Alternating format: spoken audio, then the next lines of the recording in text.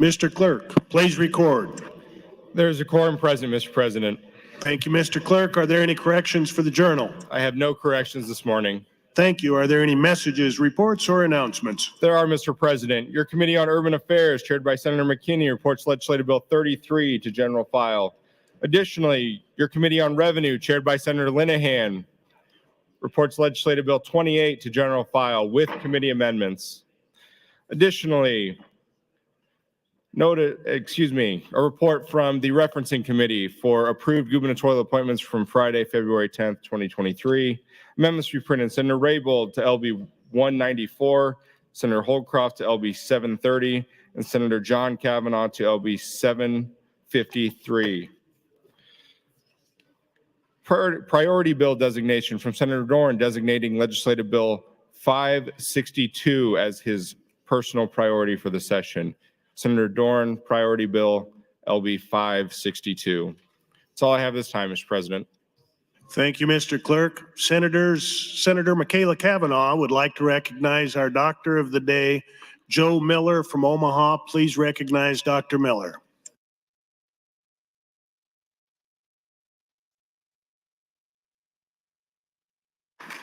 Mr. Clerk, first item, please. Mr. President, first item on the agenda, committee report from the Natural Resources Committee concerning a gubernatorial appointment to the Department of Environment and Energy.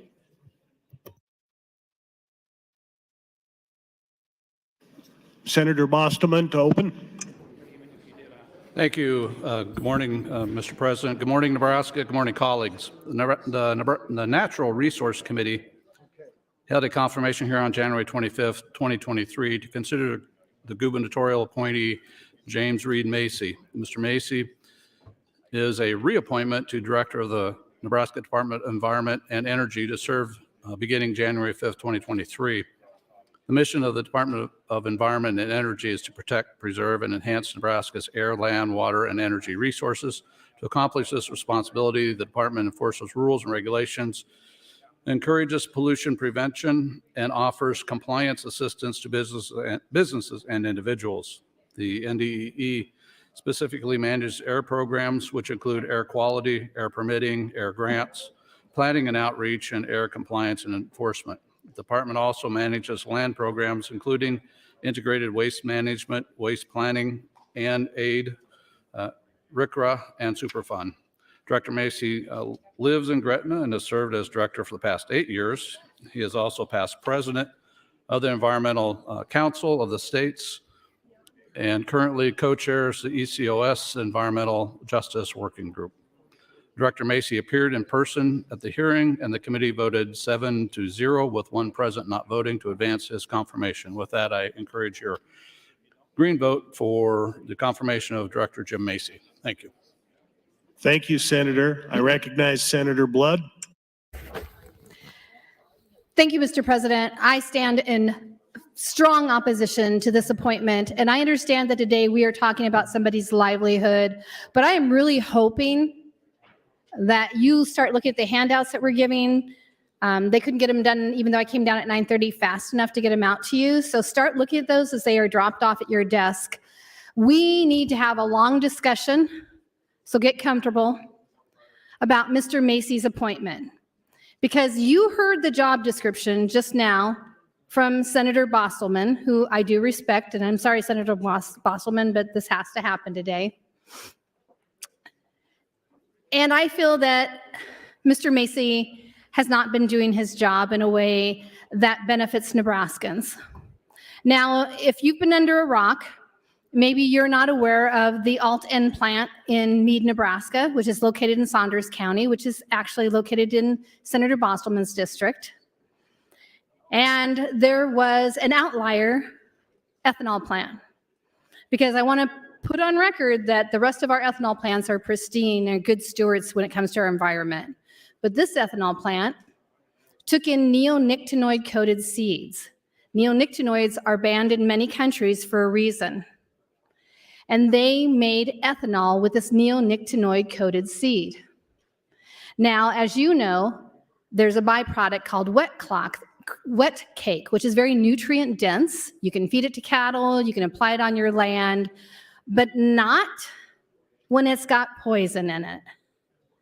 And so nobody wanted that wet cake. They tried a couple times, by the way, and then it was kind of reeled back in.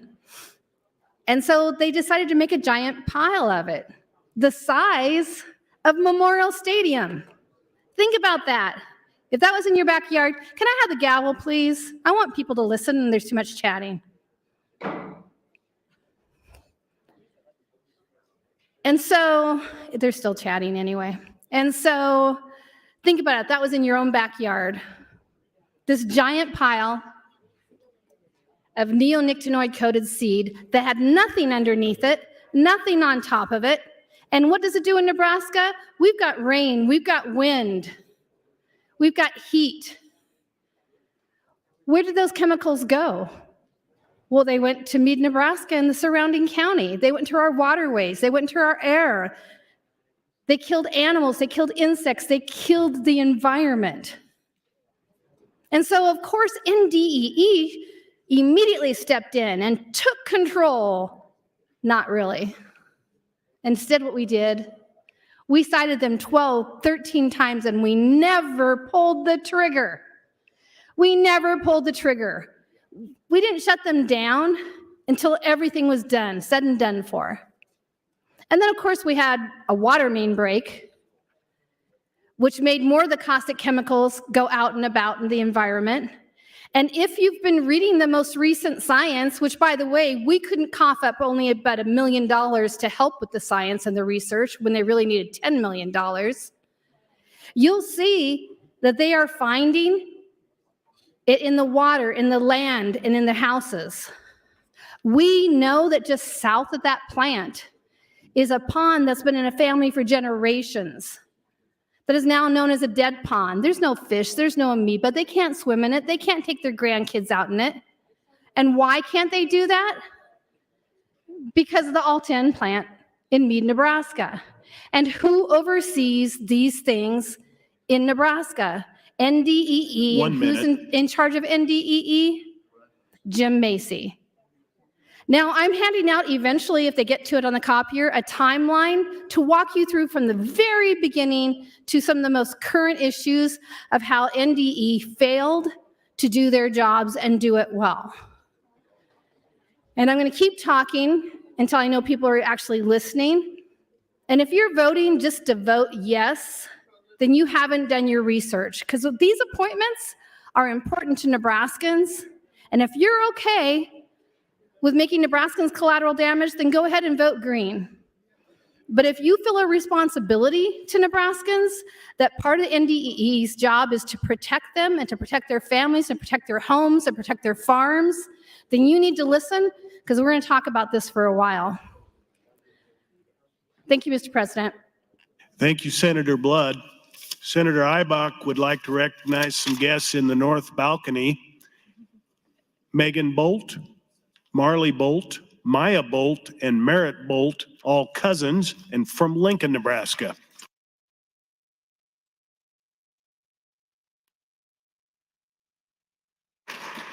Senator John Kavanaugh, you're recognized to speak. Thank you, Mr. President, and thank you, Senator Blood, for the beginning of the conversation. I do think this is a very important topic, and I do think, so I've basically said I want to at least explain my votes on everybody who's come out of the committees that I've been part of for confirmations, and so it's part of my continued commitment to doing that. But this is a unique conversation. Mr. Macy has been the head of NDE for a number of years, and as Senator Blood correctly pointed out and handed out these flyers, has overseen what was a catastrophe in the last several years at the Alt-N plant in Mead, Nebraska. And so I've had conversations with Mr. Macy, and some of them have been very contentious conversations. We've actually had some more pleasant ones in recent times. And I appreciate his stated objective going forward. But in the hearing, I asked him questions that kind of get to the things that Senator Blood was talking about. And one of them is about the need to have more of a sense of urgency in these situations.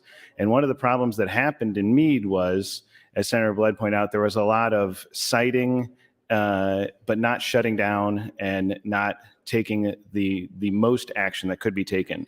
There was a point in which it was unclear about how the plant got authorization to use these treated seeds, and there was a bit of obfuscation, I would say, in terms of who had approved that process. But when it comes to these sorts of things, environmental catastrophes, and contamination of people's lands, their livelihood and their health, and I don't know if I apologize, Senator Blood, I haven't read these two articles you handed out yet, but I assume that maybe the one that's going around now is about the ongoing medical health studies that University of Nebraska Medical Center has undertaken, and is a demonstration of the long-term effects of this sort of dereliction in terms of acting with urgency. The longer that a environmental hazard goes on, the more damage that can happen. And what happened at Alt-N was first off, they shouldn't have been given approval to start using treated seed in ethanol production. They were given that approval, and then once it was discovered, were not shut down immediately. But then you fast forward, it's discovered that they are basically condensing poison on their property and then continuing to store it there. And then that wasn't cleaned up quickly either. And then we had, if everybody remembers, a catastrophic release in the winter with water running out into the waterways surrounding Alt-N, the plant, and Mead. And things like that. So there can be harm that could be caused by inaction or perhaps lack of knowledge on the front end. But once you know about something, you have an obligation to act quickly. And so that's what we're talking about here, is that NDE needs to operate with a sense of urgency, needs to take the concerns of the people in the community seriously, and needs to demonstrate to those people that they are acting with urgency and taking their concerns seriously. And that's one of the things that happened here in Mead, was that the folks there, a lot of them didn't feel like they were being heard, didn't feel like their concerns were being taken into consideration, and didn't feel like NDE was taking as much action as they could. Now, the legislature has passed, since this initially happened, a bill that bans the use of treated seeds in ethanol production, which would prevent this from starting. The legislature has passed a bill. 1 minute. Thank you, Mr. President. that would allow NDE to come in and shut down these plants more quickly. And I guess I'll have to push my light to get back on to make my further comments about this. But as Senator Blood pointed out, this is one that needs to be paid attention to. I know a lot of the folks who've been here are aware of the situation that happened in Meade, and I'm sure the folks who just got elected at least read about it. But this is part of this conversation. You need to make sure you're paying attention to the issues here before you make a decision, however you're going to vote on this, on the appointment of Mr. Macy. I think you need to make sure you are thinking about this and considering how we want all of our agencies to act in their oversight capacity going forward. Thank you, Mr. President. Thank you, Senator Kavanaugh. Senator Moser, you're recognized to speak. Good morning and thank you. The Meade plant was certainly an ecological mess. And the response to the actions there had to be measured against what the state legally can do. It was most certainly headed toward litigation. And if the state came in and made demands that were not legally authorized, we could possibly shift some of the loss from the operator of the plant to someone else. It could have affected the people's expenses. It could have just made it given more reasons for litigation, more problems. The NDE was working with the state's attorneys trying to figure out what they could do to try to straighten it out as quickly as they could. And I think in this case, Mr. Macy learned something out of this process, and I think he tried to do the right thing, and it turned out to still be an ecological mess. They are working at cleaning it up as we speak, and it's going to take some time, but I don't think a different director of NDEE would have changed the situation. And who would we have that has more experience in this area than Mr. Macy? He's the choice of the governor. He's the choice of the committee. And I think we should approve him and move on. Thank you. Thank you, Senator Moser. Senator Michaela Kavanaugh, you are recognized to speak. Thank you, Mr. President. Good morning, colleagues. I have concerns about Mr. Macy's appointment or reappointment as well. I haven't decided yet how I'm going to vote, but I am inclined to at least not be present, not voting for this appointment. I went to Meade for a town hall that Senator Blood organized. I don't recall now how long ago that was, but what I do recall was getting out of the car and almost vomiting from the smell. It was in a church, I believe, and there were many county board members present and community members sharing their stories of how this all has gone. And it was nothing short of heartbreaking. And at that time, then Governor Ricketts had not even visited the community. Senator Blood had put this together because the community had been basically ignored. And I think that that falls directly on the shoulders of the director of NDE. It was a very upsetting situation hearing about the water quality and the illnesses, the lack of the state showing up for investment in improving any of it. It didn't really receive the state or national attention that it should have. I'm very grateful to Senator Blood for continuing to bring this up and to be a champion for that community. They certainly deserve to have all of our attention on this issue.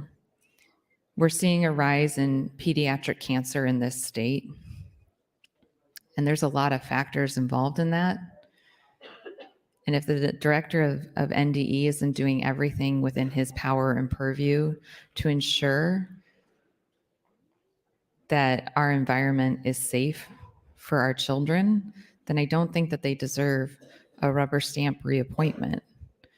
And I think this is a really important conversation to have. I've seen that Senator Blood has passed out numerous materials this morning, articles, some dating back to 2001. She's asked us colleagues this morning to engage on this issue. I hope that we do. It's really quite concerning what has happened in Meade, Nebraska, what has happened at the hands of a company that has gone unchecked by the state. And it is our job to take the time to have a conversation about this. And it is our job to pay attention, and it is not disrespectful to engage in this conversation. It's actually disrespectful to not. We are talking about the health and future of our children in a community that is frankly dying as a result. So I hope that everyone, there's 4 articles I see here, one from December 2001, a year and 4 months ago, all the way up to ones as recent as last week. So, and the one from last week is about the charging for emails from the state, which again should raise concerns in this body that the state is charging 1 minute. the public to gain information about what is happening within the state. I find it extraordinarily disheartening that the state continues to charge for these types of things that are in the best interest of the public to be clear and transparent. $44,000 for emails to find out what's happening to our children is ludicrous. And I hope that the Supreme Court decides in favor of our public media on this issue. I will yield the remainder of my time to the chair and get back in the queue. Thank you. That's your time, Senator. Thank you, Senator Kavanaugh. Senator Halloran would like to recognize 3 guests under the south balcony: Pastor Eddie Goff, Stephen Dillman, and Mike Sidlow.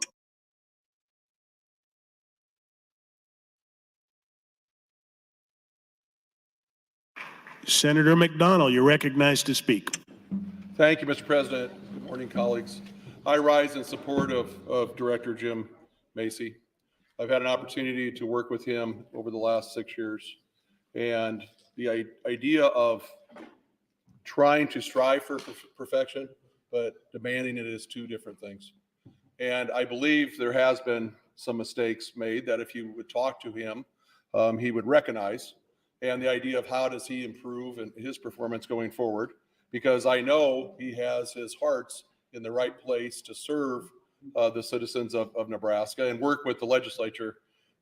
So I rise in support of Director Macy, and I yield the remainder of my time to Senator Bostman. Thank you, Mr. Speaker. Senator Bostman, that's 4 minutes and 10 seconds.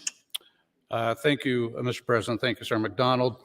I just wanted to say a few words here as we continue the discussion on the floor. First and foremost, myself and the community of Meade take this very seriously, as well as does the Director Macy. They've taken this very seriously. We have worked together with the community significantly over the last couple of years. If you want to know exactly what has been done, the amount of work that's been done, the amount of effort and time that's been put into this, you can go out to NDE's website. There's a website, there's all the information on it, exactly what's been happening. The progress report, if you want to come look at it, I've got it sitting here on my desk from February 2021 to 23 of all the work that's been done. Remember a couple things as we worked through this situation, as it came to our attention, if you will. The director had a voluntary compliance statutory obligation that he was following. Not defending, I'm just trying to put facts to you on the table so you're aware of it. He had a 81-1510 gives a director voluntary compliance mandate by this body. He was working through that. He was doing that. If you had a operator at all 10 that chose not to follow the requirements or the notices that the DEE was giving them, I think that's part of what we're seeing in the litigation right now from the State Attorney General's office. We're following through. That's what that court case is about. The process was approved by the local planning commission, the county planning commission at the time. The treated seed at the time was allowed. What wasn't allowed was the use of the distiller's grain if it still had a chemical residue on it, and that fell under Department of Ag. And as I worked through this, as we were involved with this, that was where we were able to stop the material being applied to the ground, was through the Department of Ag, the labeling process. The digester spill, I want you to understand also, EPA has been involved with this the entire time. EPA has been involved as an oversight on the local DEE on all the actions that they've done. DEEs has been on site weekly. They've had meetings with the community leaders monthly, if not more. Currently, they're going through the remedial action plans. The one for water has already been held. The next one we expect to see is on the solid materials to be coming out. AFRG is doing this. The 6 seed corn companies are doing this at their cost. And again, EPA has been involved. EPA has watched over this. The cleanup is ongoing and continuous. 1 minute. And it's something I think you need to make sure you understand. Again, process has been and is following statutory guidelines, following cleanup that needs to be done, getting those parties involved on a voluntary basis to clean it up. And I think that as it continues to go, that the site will be cleaned up. And it's a matter of working through the process to make that happen. Thank you, Mr. President. Thank you, Senator Bostelman. Senator Blood, you're recognized to speak. Thank you, Mr. President. Fellow senators, friends all, I've already seen one senator look at the pile and throw it in recycling. I really hope you're looking at what's at your desk. It's really unfortunate if you're letting people get in your ear instead of really doing your research today. So I'm going to start talking about some things that have been said on the floor. We are waiting for the timeline to come up. We have a timeline, a long timeline that shows you that this company was not compliant, and NDEE did nothing but continue to slap them on the wrist. So if that's doing good business, then we need to discuss about a lot of other businesses that we come out against here in the legislature. So Senator Bosman talked about the 6 seed companies at their cost that were doing the cleanup. Of course they're doing the cleanup because they're complicit, because they knowingly knew what was going to be going on with this seed, while Alt-N bragged about taking in 98% of the United States waste seed at their location. They made a big profit because they became a dump site of this seed. And by the way, for those of you that still read the newspaper, look at the front page of the Omaha World Herald. What happened? Now the seed companies are suing Alt-N to try and get their money back for the cleanup, because, you know, they're such nice guys. They were cleaning it up for free. That's not what's going on, friends. We talk about voluntary compliance, that it was the owners that were ignoring the fact that we knocked on their door 12, 13 times and said, knock it off. Now imagine you were drunk driving. Do you think that you'd be allowed to be stopped 12, 13 times and your license never taken away? Not likely. Now imagine if you were poisoning the environment. How many times do you get on that? Go to some of the video that's available. They had employees that did not have the correct protective equipment on that would be crawling around in that poisonous dust. And you know how they cleaned them off? With an air hose. We talk all the time about being pro-life in the state. What we know about neonicotinoids is that a lot of the young women there are going to find out that they can't get pregnant when they become adults. We're going to see children with cancers and brain tumors, skin cancers, all kinds of maladies, because we decided to wait for them to do the right thing and stop doing what they're doing. And we are complicit in the fact that we helped that, Senator Mosier. Senator Mosier, you fell for the, oh, we're in litigation and we can't really talk about it or do anything. And that was make-believe. Because this is our big catastrophe in Nebraska. This is our Flint, Michigan. And we know that while we were ready to litigate, which, by the way, we still haven't pulled the trigger on. If you look online, what's been put up, it's been almost 2 years, and nothing has been done by Nebraska. But boy, we sure rush when it's a federal issue. We rushed on the mask mandate, but we can't get our butts in gear to protect the citizens of Meade, Nebraska. But meanwhile, and I know because I'm in the watchdog group that helped bring this to light, that company was selling off equipment, that company continued to find ways to make money instead of paying for the cleanup. And now, of course, a federal judge, we had to get it out in Nebraska, right? A federal judge said that now Alton can't get rid of any of its items. But we know that they've been paying hundreds of thousands of dollars in wages over the last 2 years since this happened. Basically, over and over and over again, they screwed us over, and it's okay because Nebraskans are the collateral damage. It's okay that your water, your homes, your air has been poisoned. It's okay that you had animals die. It's okay that you're going to have cancers and brain tumors and lose your babies because, hey, we're in litigation. That's okay. We know what we're doing is best for Nebraskans, and what's best for Nebraskans is not making a big deal out of it because it's big business. And in this case, that's more important than your life or the life of your children or the life of your pets or the life of your livestock or the water that you drink or the air that you breathe or the tomatoes that you plant in your garden that you take home to eat. Mr. Macy could have learned. That's your time, Senator. Senator Walls, you're recognized to speak. Thank you, Mr. President. I yield my time to Senator John Kavanaugh. Senator Kavanaugh, 4 minutes, 50 seconds. Thank you, Mr. President. Thank you, Senator Walls. Trying to just sort of pick up where I left off, but continue on.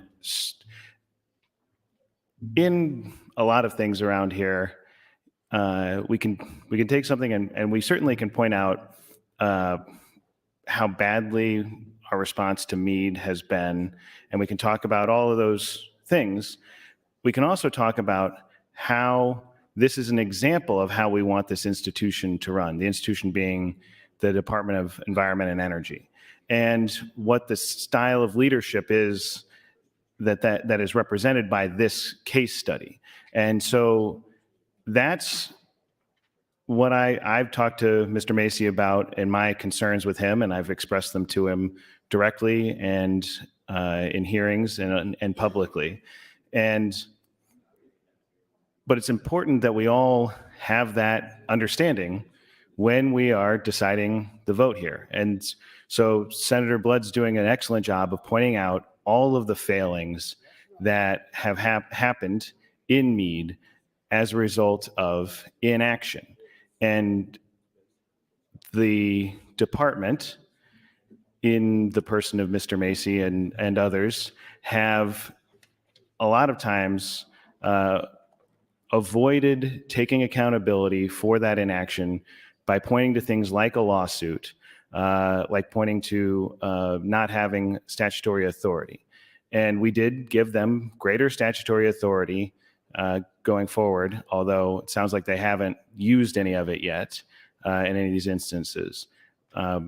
But my issue has always been that they do not appear to use or be willing to use the maximum amount of their authority, that they are not willing to act with a sense of urgency, to shut down, to clean up, to, as Senator Blood was just talking about, make sure that the assets are not being sold out from under us so that we can't recapture some of the money that we're out as a result of the remediation efforts that we're undertaking. Of course, this company, Alt-N, is an example of a bad actor. But the purpose for a supervisory regulatory agency is not just to interact with the good actors. It is to act quickly and with resolve against the bad actors to protect the people of the state of Nebraska. And in the renomination of Mr. Macy, he had several letters of support from industry groups who have had a very good experience working with him.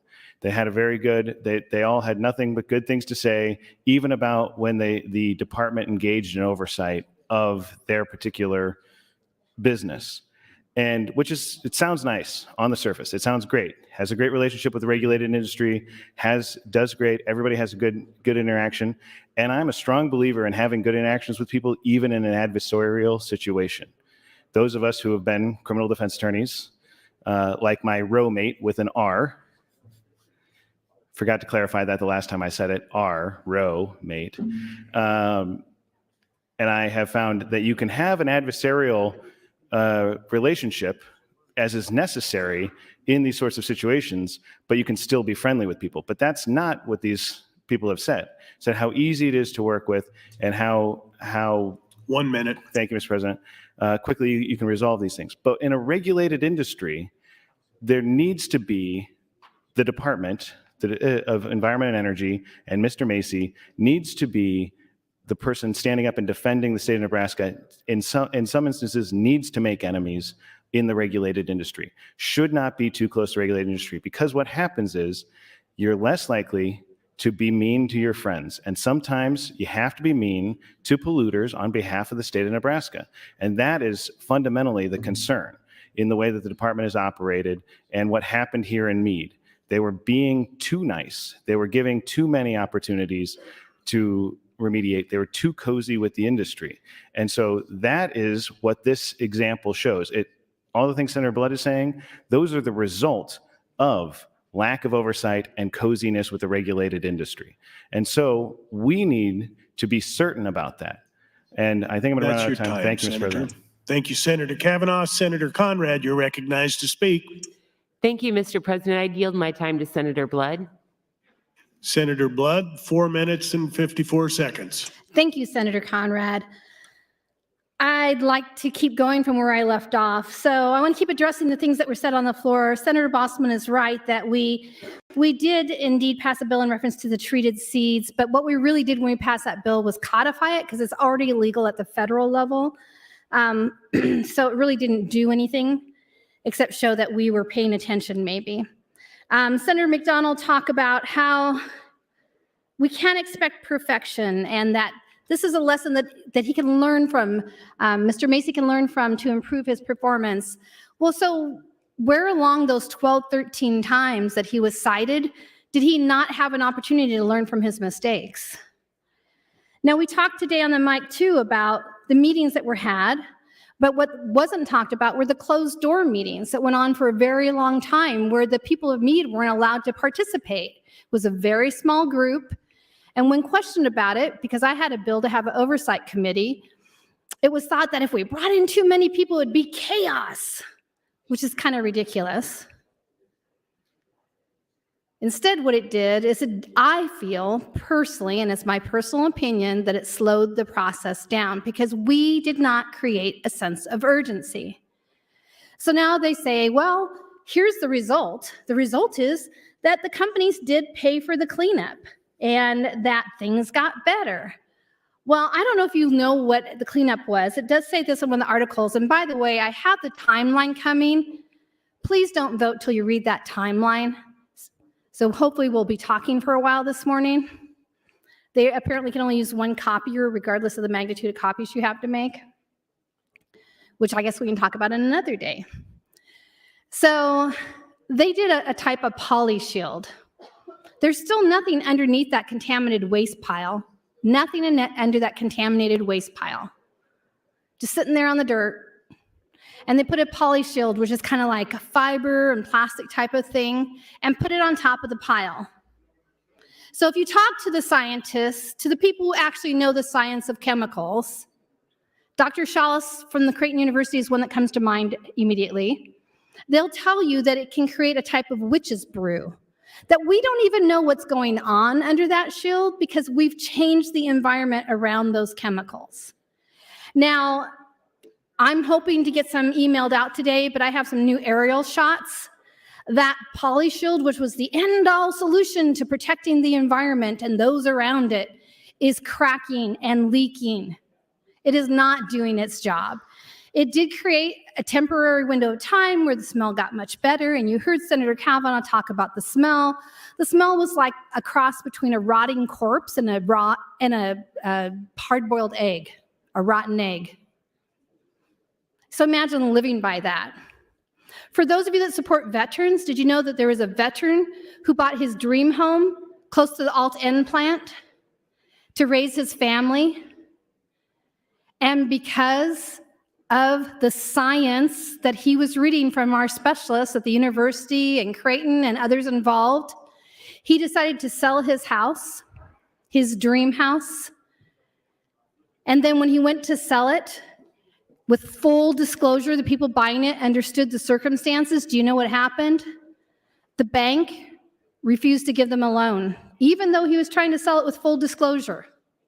So now, not only did he lose his dream home, this veteran, but now he has 2 mortgages to pay. How fair is that? The collateral damage is long. We're going to talk about it as long as we can stay on the mic this morning. And for those of you that are willing to vote for this and say that this is okay, then you have a very low bar when it comes to staff. Because this person had an opportunity to learn from his mistakes. How many times is someone allowed to cite an organization before they pull the trigger? And to utilize the fact that we are in litigation is bull. Not the whole word I want to use, but I'm going to say bull today. Don't fall for that. Because we rushed to the courts when it came to the mask mandates. We rushed to the courts when we didn't like what the federal government was doing. But hey, we can sit on this for a couple of years. And by the way, look that up and look at all the movement that's been made on that litigation, Senator Mosher, wherever you are. That's your time, Senator. Senator John Kavanaugh, you're recognized to speak. Thank you, Mr. President. So I'm trying to remember where I left off in my last comments, I guess, about the coziness of regulation and regulators and regulated industries. And it does bear repeating that that is an important distinction. When you're the person in charge of overseeing and investigating and holding people accountable, you do have to have a bit of distance. And so when we did get those letters of support, again, I think a lot of people look at those and see those are good things. And I saw those as a red flag. And so I guess I just wanted to make sure that everybody understood why that was, that I don't necessarily see the industry you regulate coming and supporting your appointment for regulating them as a good thing. But I did, so I printed out this article. I don't think Senator Blood has circulated this one yet, but it's about contamination from Alt-N plant found in more homes, streams, and soil. It's from the Nebraska Examiner on January 30th, 2023, so just about a week or so ago. I can get copies made and circulated for folks.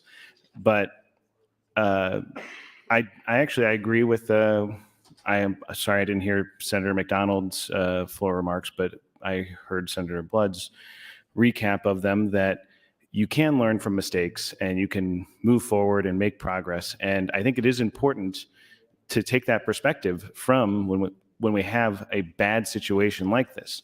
Obviously, we have the remediation phase ongoing, and we're still trying to find out exactly how bad this is.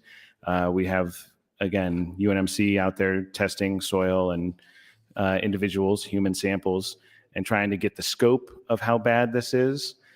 So that's one thing we still need to learn. but we can also learn how to prevent this from happening again. And that's the important part, I think. It is, we need to be conscious going forward that we're not just sitting here pressing, our green button for everybody, for every appointment, and letting everybody, once they're appointed, be on autopilot and not holding them accountable.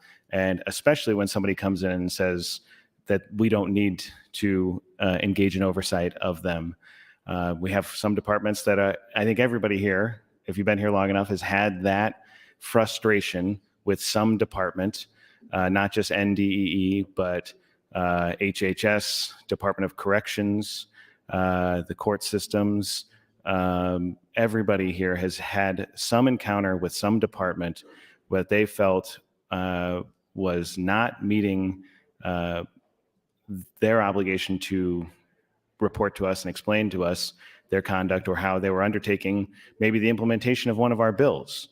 And so we have a broader responsibility to engage in oversight of these other departments. Obviously, we have a budgetary responsibility to give them money, and we have an obligation to make sure that the bills that we pass are being implemented in a timely fashion, but also in the way we intended. And then obviously, if we have a disagreement about either of those things, to take up those issues and hold them accountable either through passing further legislation or discussing their budget with them, right? That's our power of the purse string. And so I think it is really important as we go forward to make sure that we are serious about our responsibility to engage in oversight of these departments. And I guess to circle back to my original comments, I've talked with Mr. Macy, Director Macy, about my issues with him previously. 1 minute. Thank you, Mr. President. I've talked with him about what my expectations are going forward. And I'm hopeful that if we do confirm Mr. Macy, which I have every expectation that we will do, that he is as serious about this more aggressive oversight and reciprocal and oversight from the legislature that we talked about, engaging in that conversation and dialogue about what we're supposed to be doing. So I don't know if there's a lot of people in the queue, so I don't know if I'll speak again, but at the moment I will be a present not voting on Mr. Macy, but I have hopes about the future his management of the agency after learning from these previous mistakes. Thank you, Mr. President. Thank you, Senator Kavanaugh. Senator Bostelman, you're recognized to speak. Thank you, Mr. President. Once again, I want to speak to factual information on this. Director Macy did come before the committee, did have a hearing. Questions were asked of him specific. Senator John Kavanaugh speaks to those, that they had those discussions. He was part of that hearing that we had. Remind you, it did come out 7 yes and 1 non-voting. So there is support from the committee for this confirmation. I'll speak a couple of things. There's never, I don't know of any private closed-door meetings. There's been meetings that's happened with the community leaders. The community leaders invite people, those who want to come. Early on in this process, I will say I did have a meeting with the community leaders, and then those people who met with me were then chastised for meeting with me. So it's been kind of a mixed bag as far as how meetings are handled, who comes and who doesn't, involvement with that. The people of Meade, the leadership of Meade, are 100% behind Director Macy and AFRG getting the site cleaned up. That's where they're at. That's what they want. That's a process we're going through right now.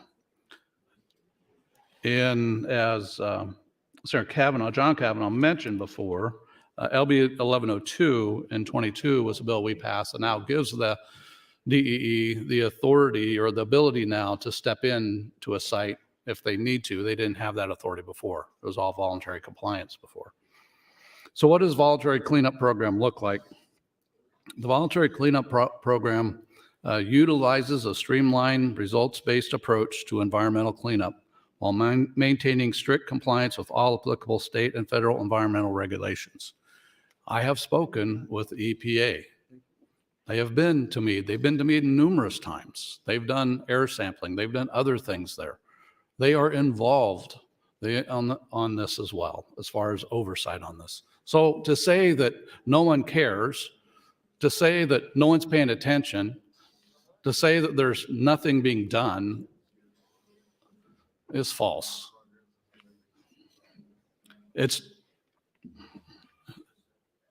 They have been, they are, and they continue will be on the federal level, on the state level. Voluntary cleanup program applicant submits a draft work plans, reports, and other information to NDEE for review and comment to ensure that the remedial actions are protective, but may combine investigation and remediation activities. The voluntary cleanup plan applicant pays for all oversight and cleanup costs. There is no state cost share. In accordance with state statute, cleanup must start within 6 months of approval of a remedial action plan and must be completed within 2 years. That's very important. 2 years to clean this up. And if you think, well, that's way too long, if you look just south of Meade on the university's property is a Superfund site.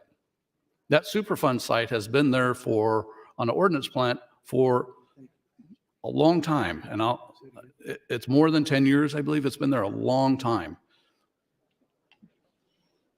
Currently, the community is involved in talking with and being a part of the cleanup. That's important to understand. The community is involved and a part of and understands what processes we're going through, what processes they're doing on the cleanup. They are involved and they are working with that.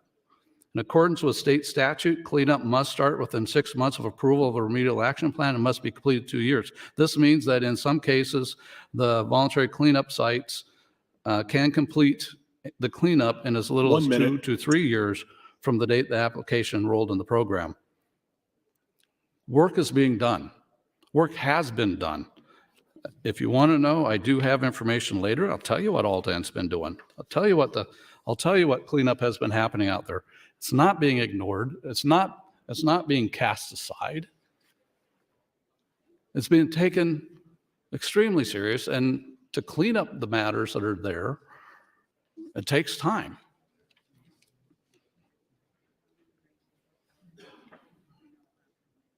Just want people to understand that this is not something that's been cast aside. It seems like what's being purported. It's not. All the information is taken very seriously. All the information is being worked on. Collaboration at the local, state, and federal level is happening. The site is being cleaned up. That's your time, Senator. Senator Dungan, you're recognized to speak. Thank you, Mr. President. Colleagues, I rise today just to highlight and echo some of the concerns that have been brought up by our other folks here in the body. I think one of the most important things that we can talk about and things that we can do as members of the legislature is be good stewards of our land. When I was out knocking doors in the campaign, one of the things that I heard from folks across the entire political spectrum was that what they care the most about oftentimes are things like having clean air and clean water.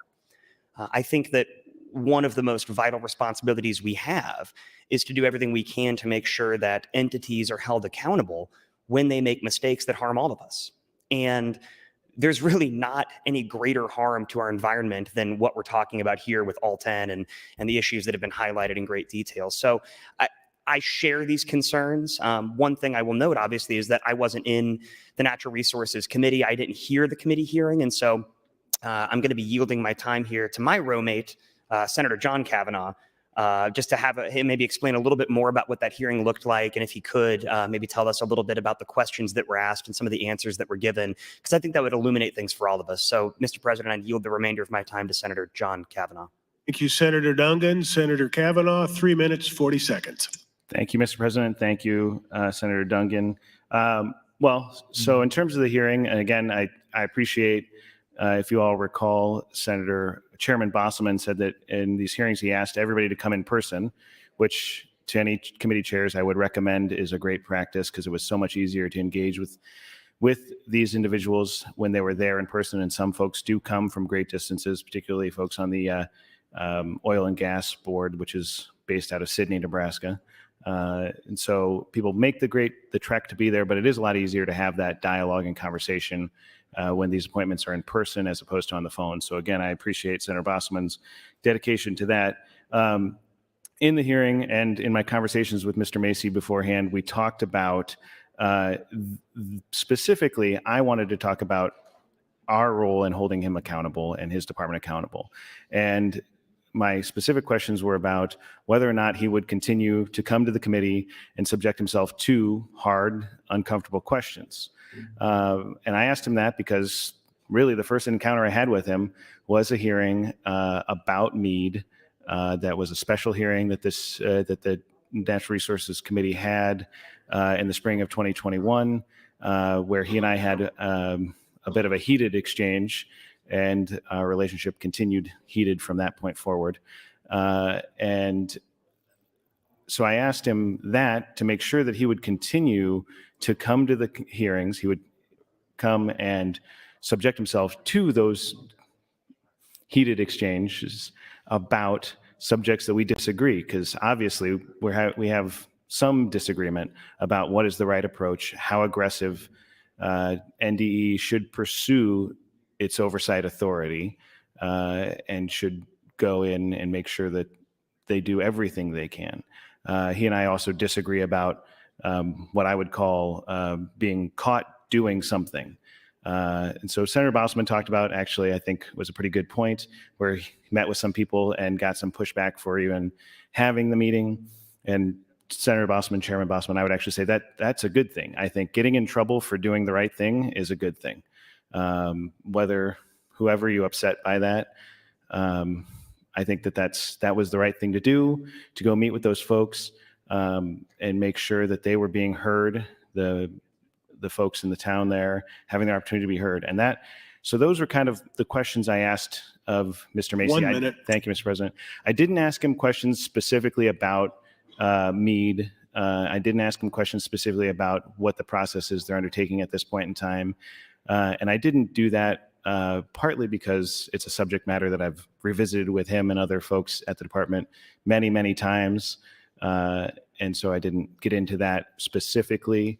And as I said, I think that this is an example, it's a case study as to how we want to approach things like this. And it's not necessarily the crux of whether we should make this decision on whether he should be reappointed or not based off of exactly what happened to Meade, but we should look at it as an instructive as to what we want our agencies, how we want our agencies to behave, and how we want them to come and interact with us. And so my questions were specifically about his interaction with us. And he and I think, have at least a semi-understanding of how we're going to approach each That's other your going time, forward. Thank you, Senator. Mr. President. Thank you, Senator. Senator Brandt, you're recognized to speak. Thank you, Mr. President, and good morning, Nebraska. I support the nomination of Jim Macy for Director of NDEE. This came through the committee that I serve on, the Natural Resources Committee, 7-0. Could the OLTAN response have been better? Absolutely. And this was discussed at length in committee by very vigorous questioning of the people on the committee. I agree with Senator Moser. We have a director that operated within the constraints of state law to the best of his department's ability. Now, NDE does more than just OLTAN. In rural Nebraska, they are responsible, actually all of Nebraska, for permits. And in my case, as a livestock producer, they do a lot with livestock permitting. And I want to compliment that department. This is the most responsive we have ever seen it. And I'm not speaking just for myself. I was at a livestock feeders association banquet this weekend. And a lot of people in this industry will tell you that NDEE has become very responsive, not only to livestock producers, but also to the complaints from the public. So I want to compliment them on their quick responses. On a personal level, I have found Director Macy to be open and responsive to any questions. I have and will support his nomination. I would like to yield the rest of my time to Senator Jacobson. Senator Jacobson, 3 minutes, 15 seconds. Thank you, Mr. President, and thank you, Senator Brandt, for yielding the time. I too also sit on the Natural Resources Committee, did hear the testimony, did vote in favor of Jim Macy. I would agree that the alt-in situation was a real problem. Nobody denies that. This was a horrible situation, but it really didn't stem from the initial approval. It really stems from the fact that they went way beyond what their approvals were. And from everything I've been able to see and study on this, Jim Macy took the steps that were within his purview to be able to remedy it. Like we need to keep in mind, I can tell you that I'm not an attorney, but I am a banker. And I can tell you that it's a little easier said than done when someone fails to comply with a contract and then you try to go out and sell assets and recover assets. That's a whole different can of worms. And so we're looking at people now, their seed companies suing Alt-In for having sold the assets. There's a limit on what the director can do. I think as Senator Bostelman accurately pointed out, EPA's been involved. There have been other agencies involved. I think Jim Macy took the steps that he needed to take. I think he regrets maybe not getting more aggressive on this issue, but he also has tried to work with several people throughout the state and companies to do the right thing to protect the environment and at the same time work with business. And I appreciate that. As a business owner, I see that that's an important aspect to have. I admire him for that. He's not a pushover. I think anybody who's worked with him would tell you that that's not the case. He's somebody that's reasonable, will do the right thing. We can point to one mistake or one problem and blame it all on him. But I can tell you that all of the great things he's done along the way should not be forgotten either. So I will be voting for his reappointment. I think he's the right guy to lead the agency, and I think we need to let him continue. And I'll yield the rest of my time. Thank you, Senator. Senator Michaela Cavanaugh, you're recognized to speak. Thank you, Mr. President, colleagues.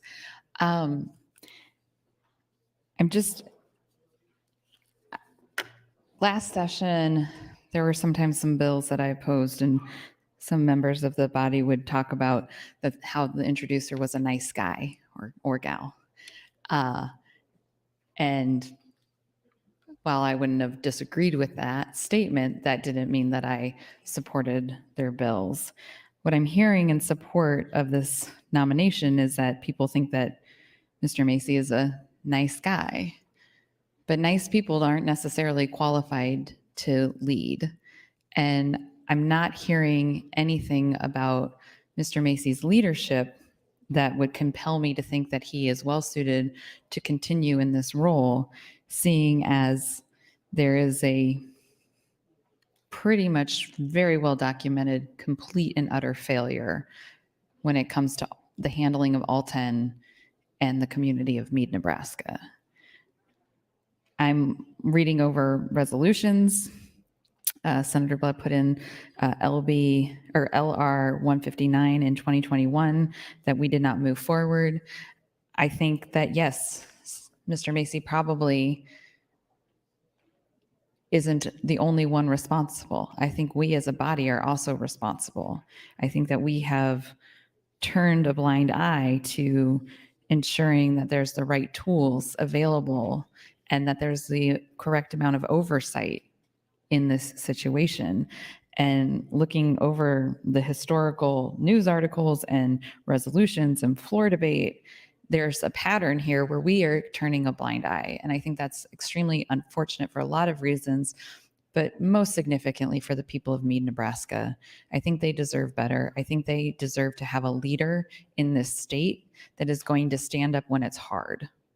And I have not seen that in the work of Mr. Macy. I would like to yield the remainder of my time to Senator Carol Blood. Senator Blood, 2 minutes and 40 seconds. Thank you, Senator Cavanaugh. I'm going to quickly address some things that have been said on the mic, and then I want to start talking about the timeline that each of you has now received, starting with year 2014. We're not talking about one mistake, one problem, as Senator Jacobson just said. We're talking about a historic, documented issue that could have been addressed very, very early on before this crisis became bad.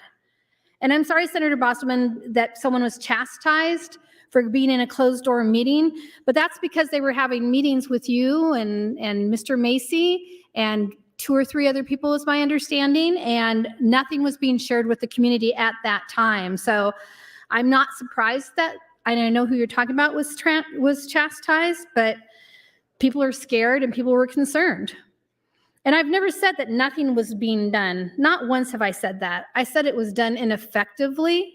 It was not done in a timely manner.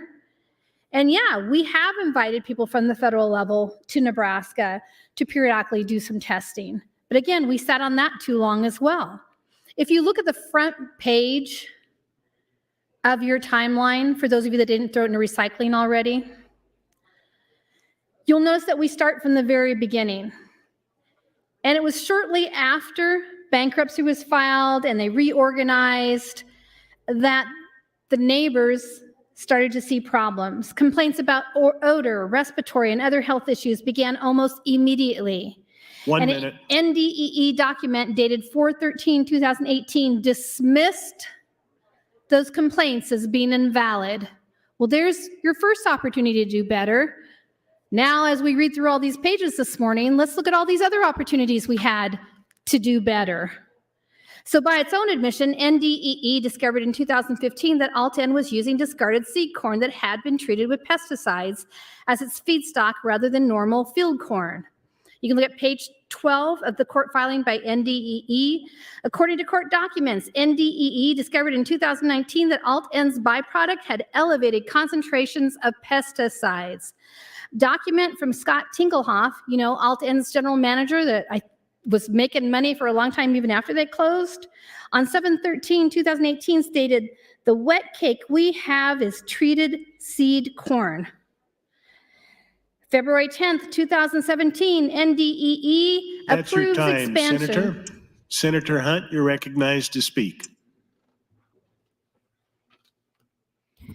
Thank you, Mr. President. I am following this timeline, and when all of these things were going down with Alt-N, I was not as engaged as I wanted to be. And part of the reason for that is that I knew people like Senator Blood were totally on top of it. They were following the money. They were following the sequence of events that happened. They were working to get accountability for the people responsible. I would like to have seen more input from the University of Nebraska and the experts there who have been researching the water and soil quality and also making recommendations about how to fix the mess. I would have liked to see more recommendations from them and more involvement from them in this natural resources board that we're talking about, since this is really the most pressing issue that I see affecting the board at this time. But I'm following along with this timeline and listening, and I'd like to yield the remainder of my time to Senator Blood. Thank you. Senator Blood, that's 3 minutes, 50 seconds. Thank you, Mr. President, and thank you, Senator Hunt. Moving forward on the timeline, February 10th, 2017, NDEE approves expansion of Alt-N's compost operation. By 11/15/2017, Alt-N was in violation for unauthorized compost. February 18th, 2017, here's opportunity number 2 to learn a lesson. Alt-N noncompliance warning from NDEE. Disposal of solid waste after October 1st, 1993 at location other than solid waste management facility holding permit from NDEQ. You remember NDEQ when we were trying to save money in Nebraska? We merged 2 departments together, because one department can do the job of 2. 26,062 cubic yards of compost stored in area not permitted. The December 18th, 2017 non-compliance letter followed a site visit on November 14th, 2017, and apparently they had to do it again in January 2017 when the non-compliance issues were observed. On January 26, 2017, third opportunity, NDEQ letter stated all compost should be land applied within 60 days. On June 8, 2017, Alt-N letter response indicated none had been land applied. Potential penalties mentioned by NDEE, failure to address the matter would result in referral to legal section, it should be action, Action for possible enforcement. Okay, so that was 2017. And when did we take legal action? 2.5 years ago in March. But you know, we're in litigation. We can't do anything. July 23rd, 2018, Alt-N notice of violation from NDEE. You guys can read, right? Are you going through this? I don't see anybody picking this up and reading it. Friends, over and over and over again, we had opportunities to do better.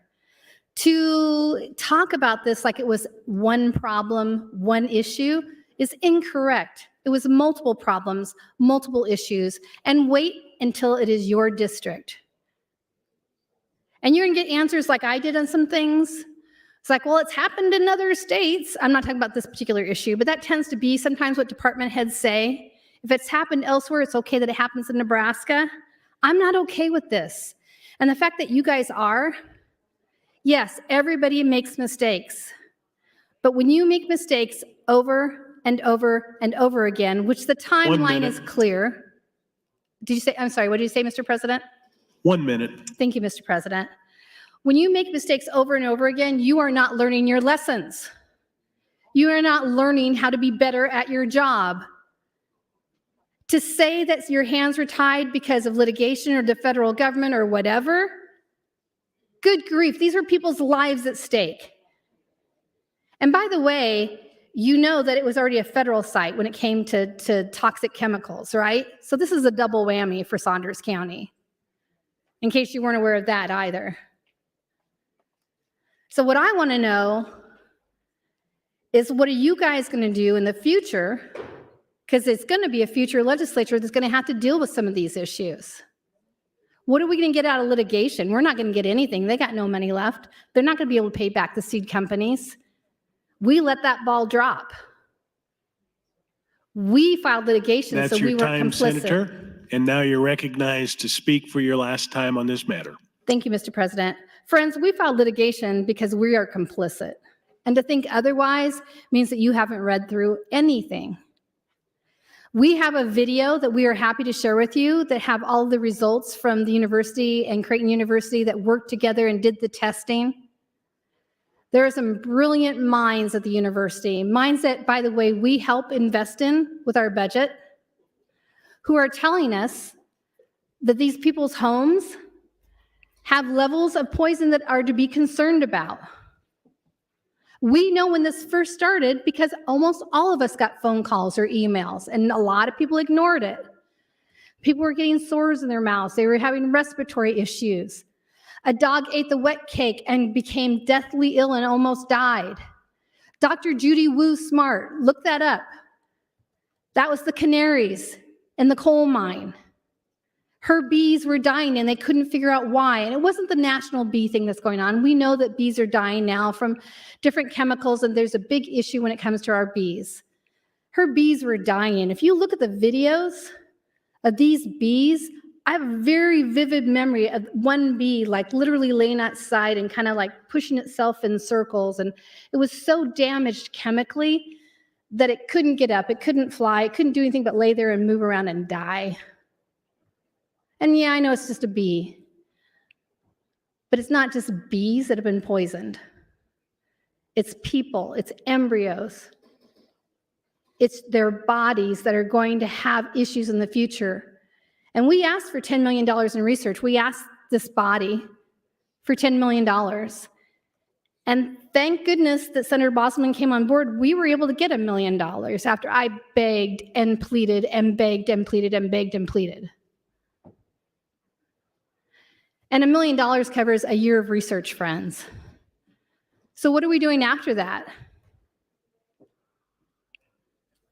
I feel, based on the responses that I'm hearing on the mic today, based on what I've gotten in my response letters, based on how the media is starting to lose attention, hey, and we did get national media attention on this. It was printed in The Guardian. People could not believe the length of time that we allowed this to go on. In Nebraska, We are honest, hardworking people here in Nebraska. Why would we let something that we know is going to hurt people go on for such a long time? We can do better than that. And now it's the nitrate issue. And by the way, my freshman year, I asked for an interim study, a public hearing on the nitrates. I wanted to bring indigenous plants to Nebraska and filter out those nitrates and protect our children from childhood cancer. And they refused to give me a hearing, promising I would get it in the second part of the biennium. And you know what happened? They had their staff put together some brouhaha about all these agencies are working together and rah, and never once addressed the issue at hand. And now what's in the media? Oh, we have this nitrate issue and childhood cancer is really high and we need to do something about it. And what's the state going to do? And you know why they wouldn't do that? Because they thought I was going after the chicken plants. What I was going after was saving our children. So don't tell me that this guy's a good guy. Don't tell me that this is one issue, one problem. This is an issue that festered for years. And yeah, we've done something about it, but we've done a lot of wrong things about it. 1 minute. Not a lot of right things about it. And if you really look at this timeline, like you really read it, which I'm not seeing anybody doing, how can you vote green? How can you tell me that, hey, he learns from his mistakes and he can do better? How many mistakes do you get to make before you learn your lesson? How many drunk driving tickets do you get? How many times do you get busted for child abuse? Hey, you know, they only beat him a couple times. Let's give him a couple more times. Maybe they'll kill the kid next time. That's how serious this is. And to see people say things otherwise, to see people not give a damn and put things in recycling, shame on you. This is about Nebraskans. This is about their families, their babies, their livestock, their pets, the air that we breathe. We talk about property rights every day. Property rights is about That's more your about... time, Senator. Senator Conrad, you're recognized to speak. Thank you, Mr. President. I'd yield my time to Senator Blood if she so desires. Senator Blood, you have 4 minutes and 54 seconds. Thank you, Mr. President, and thank you, Senator Conrad. Let's talk about property rights. We talk about property rights when you don't want a wind turbine in the house next to yours. We talk about property rights when someone maybe puts their fence 1 inch over the property line into your yard. We talk about property rights all the time in this body. Of course, we like eminent domain when we can get a lake, but any other time eminent domain is bad. If you look up the definition of property rights, it's about having the right to enjoy your property. You have the right to breathe clean air that doesn't have toxins in it. You have the right to drink clean water, right? To be able to shower and not be concerned about what's coming down onto your body or into your mouth or your eyes. You have the right to plant your garden and eat those vegetables from that garden, knowing that what you put into that soil is something that you would want to put into your mouth. That's property rights. We violated their property rights. Alt-N violated their property rights. We're complicit because we allowed them to do it. Yes, we're not the ones that poisoned the folks in Saunders County, but we're the ones that allowed it to happen over and over and over again. You can say, well, the county gave special permits. Well, sure, that's their job, but we oversee a lot of what happened. And again, look at the timeline. Look at the responses from NDEE. Are you happy with those responses? I want you to tell me how many times we let department heads make major mistakes that hurt Nebraskans when that's okay. I want you to come up and tell me the number. What's the number? Is it 1, 2, 3, 10, 12, or 13? How many times is it okay to hurt a Nebraskan knowingly and do nothing about it? As you heard from Senator Michaela Cavanaugh, we had an opportunity to create an oversight committee. We wouldn't be standing here having this conversation today had there been an oversight committee. But we had a small handful of people come in and say, yeah, we're already having these closed door meetings. And then we share what we say with the community. So everything's okay. And if we bring other people in and we make it public, it's going to slow the process down. So you had a small group of people deciding what was best for the whole community. And now there have been community meetings, as you heard Senator Bostelman say. And thank goodness for the Med Center and for Creighton, because we have brilliant minds that put together a really great presentation. And again, I have the video if you want to watch it, that talks about the process that went on and the science. And the science is clear that there is contamination. And we can talk about the site cleanup, but that doesn't matter anymore because the contamination has happened. And what are we doing about that as a state? And how could that have been avoided? Gee, I don't know, maybe respond correctly on the first time we had an issue with this company? And what was really interesting is that the attorney for Alt-N has been at many of these announcements for some of the candidates that ran for office in the last election cycle.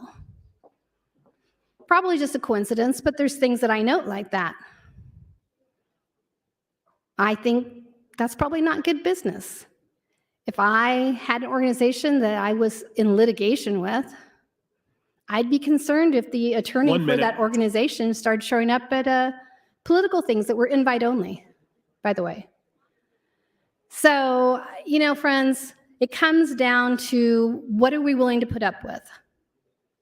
These appointments are important. This isn't one issue, it's many issues with one company. And I don't like that I have to stand on the mic today in opposition to my friend, Senator Bostelman. I like him personally, but it has nothing to do with him. It has to do with the appointment. And hey, Senator Riepe, you know I can see from here.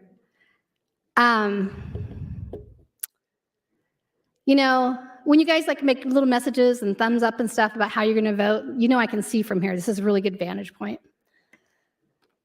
I want you guys to take this seriously. I don't have hope that any of you really will. That's your time, Senator. Senator Wayne, you're recognized to speak. Thank you, Mr. President. I'll yield my time to Senator Blood. Senator Blood, 4 minutes, 50 seconds.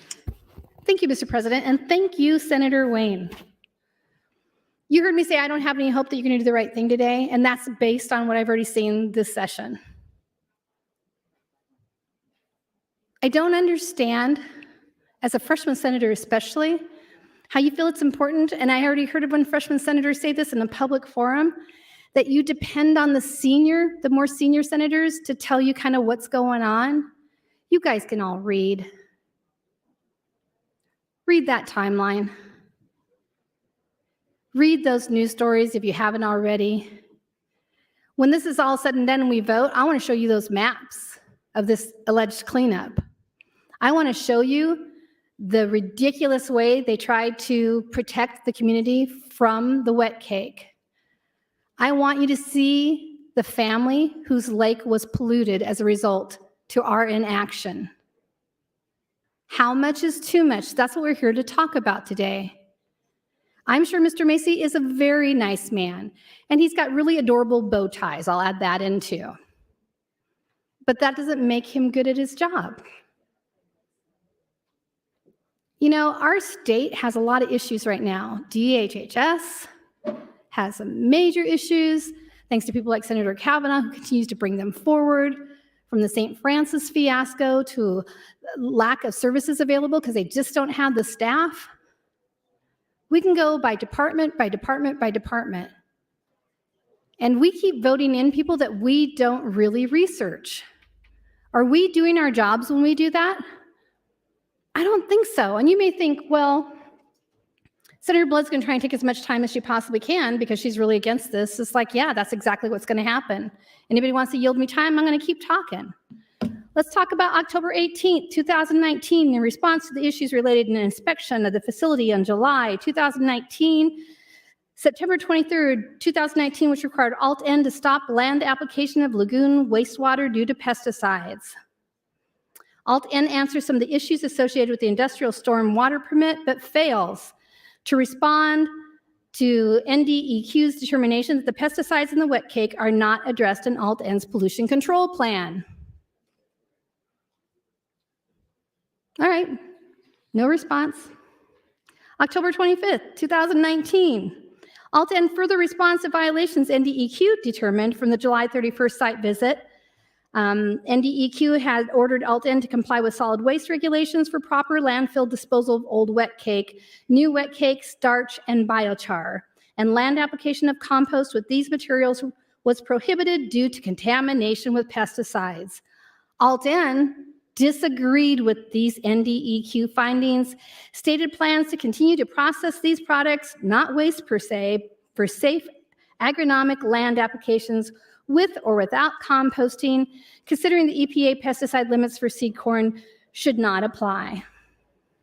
So back and forth, right? Go back to the drunk driving.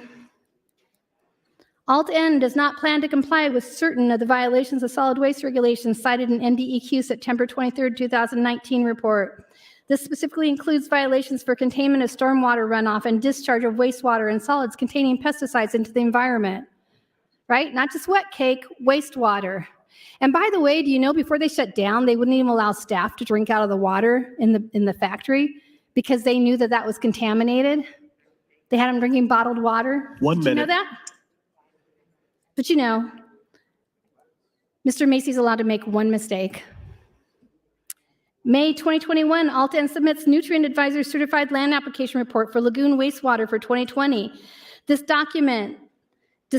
report documents disposal of 42,138,545 gallons of pesticide-laden wastewater on cropland.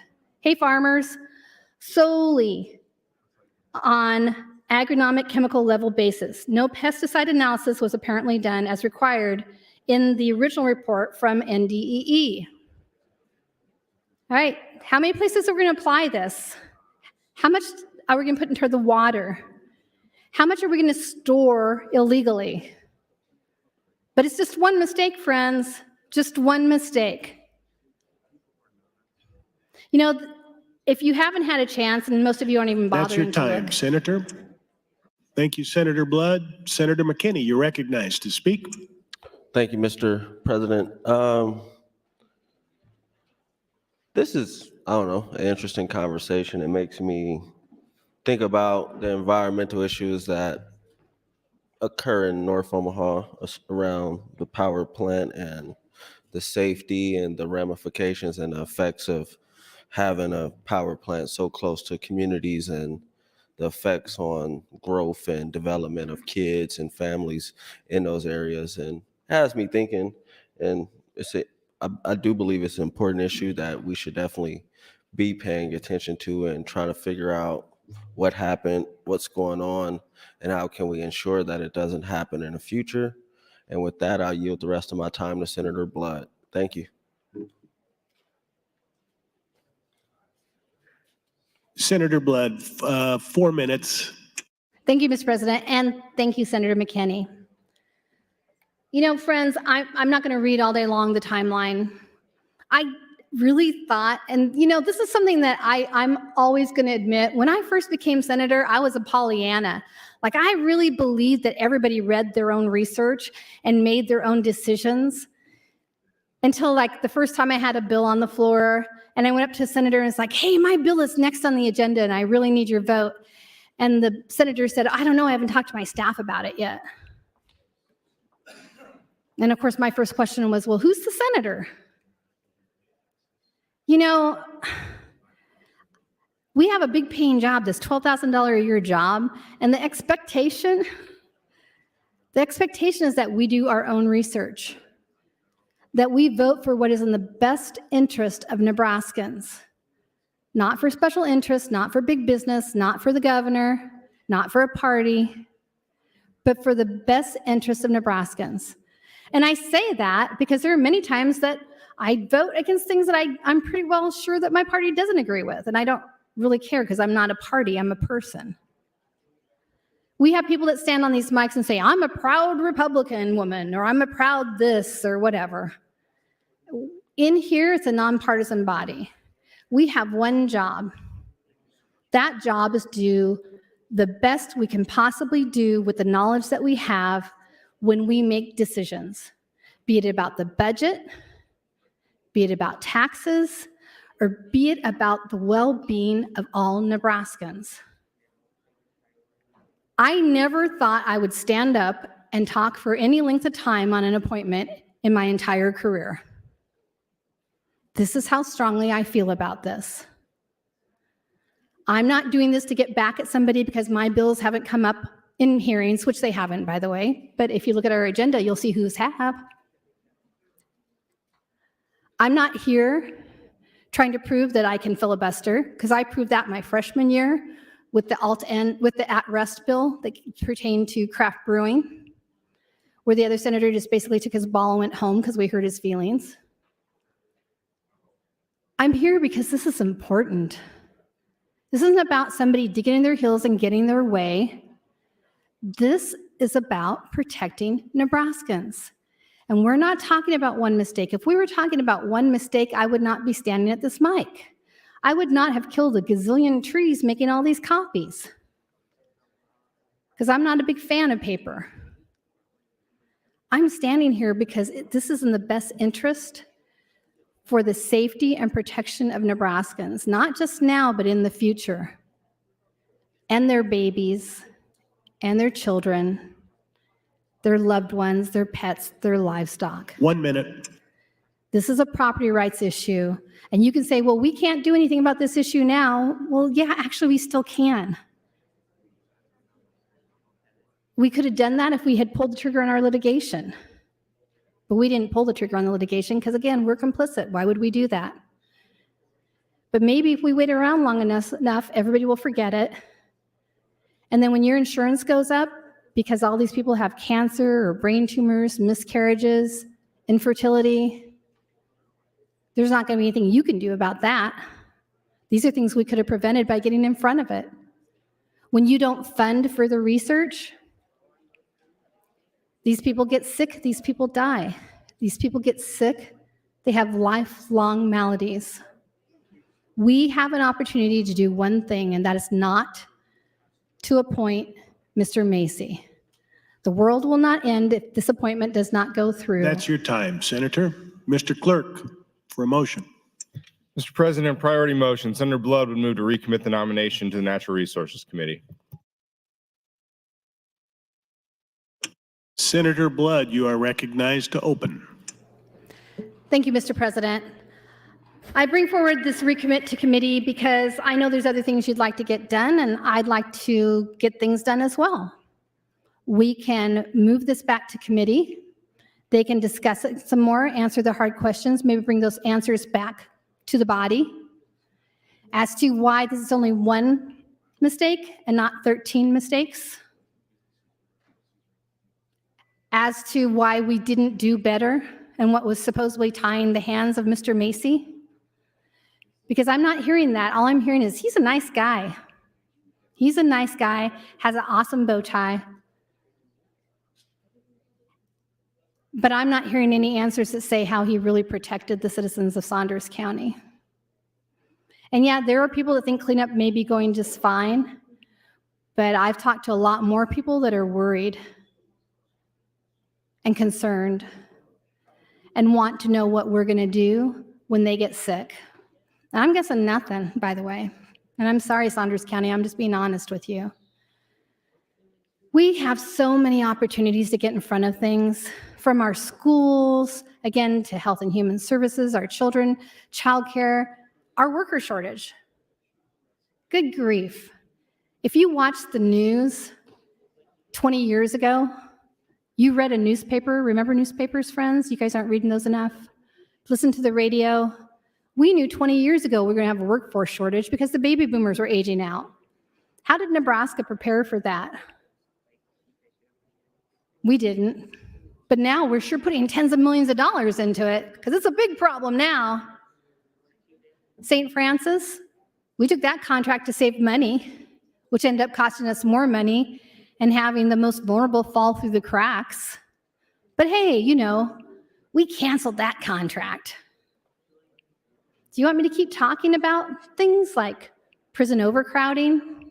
When I worked for the prison system in the late 80s and early 90s, there was overcrowding then, and they built Tecumseh State Prison in Tecumseh. And then they were like, hey, we don't have enough people in this community to provide workers for the prison. We're going to have to start shipping them in. Way to plan, Nebraska.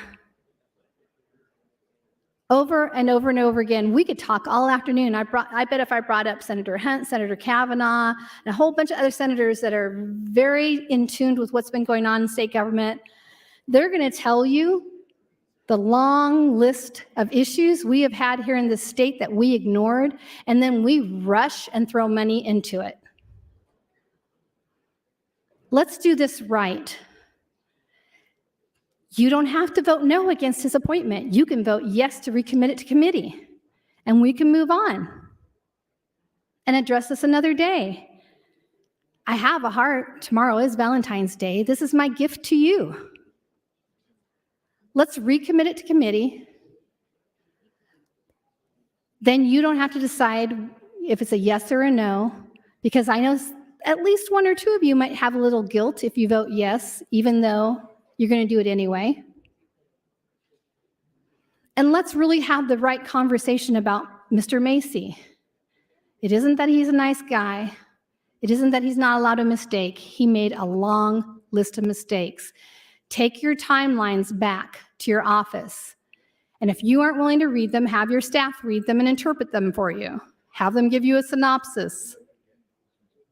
Ask me for the videos, because we have aerial videos of the alt-end plant for the last 2 to 4 years, depending on what we were looking at. We'll show you where the wastewater went. We'll show you how the polyshield isn't working. I have more articles I can share with you. Why don't you go to Mead, Nebraska and knock on a door and talk to some folks? Because I can tell you, we invited a lot of senators to that town hall, and only a handful actually came. And until you're in that town, the smell is one you will never forget. You don't need to see anything when you can smell it. Imagine living next to that. It's not like living next to a stockyard where there's good days and bad days. It stunk all the time. And imagine not knowing what really was going on for a very long time. And then calling the legislature, sending emails. And most of the senators that weren't in your district, they did ignore those emails, or their staff did, because it wasn't in their district. I don't know about some of those senators, but I represent all Nebraskans. I'm elected by a district, but I represent all of Nebraska. I'm giving you an out today. We can recommit it to committee. You can have the opportunity to vote yes to recommit. You don't have to keep running up to the speaker to ask him how you should vote. You can make that decision on your own as a freshman senator. Give us time to really review this and decide if this is to our best interest. And by the way, when you bring it back, which I'm sure it will come back, tell me something compelling, because I have not heard anything compelling that tells me this isn't going to happen again. Tell me something compelling that says, this is not going to happen again and this is why. Not, hey, he's a nice guy and he made one mistake. Because clearly, if you can read, he made more than one mistake. And you can't say it was the staff, because tell me where the buck stops. And by the way, where does the buck stop?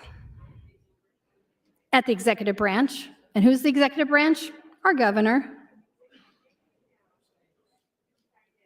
What's our governor going to do about this appointment, knowing what we've said on the mic today? I'd be curious, because I know our last governor didn't do squat, except rush to do litigation so we wouldn't have to talk about it since we're complicit.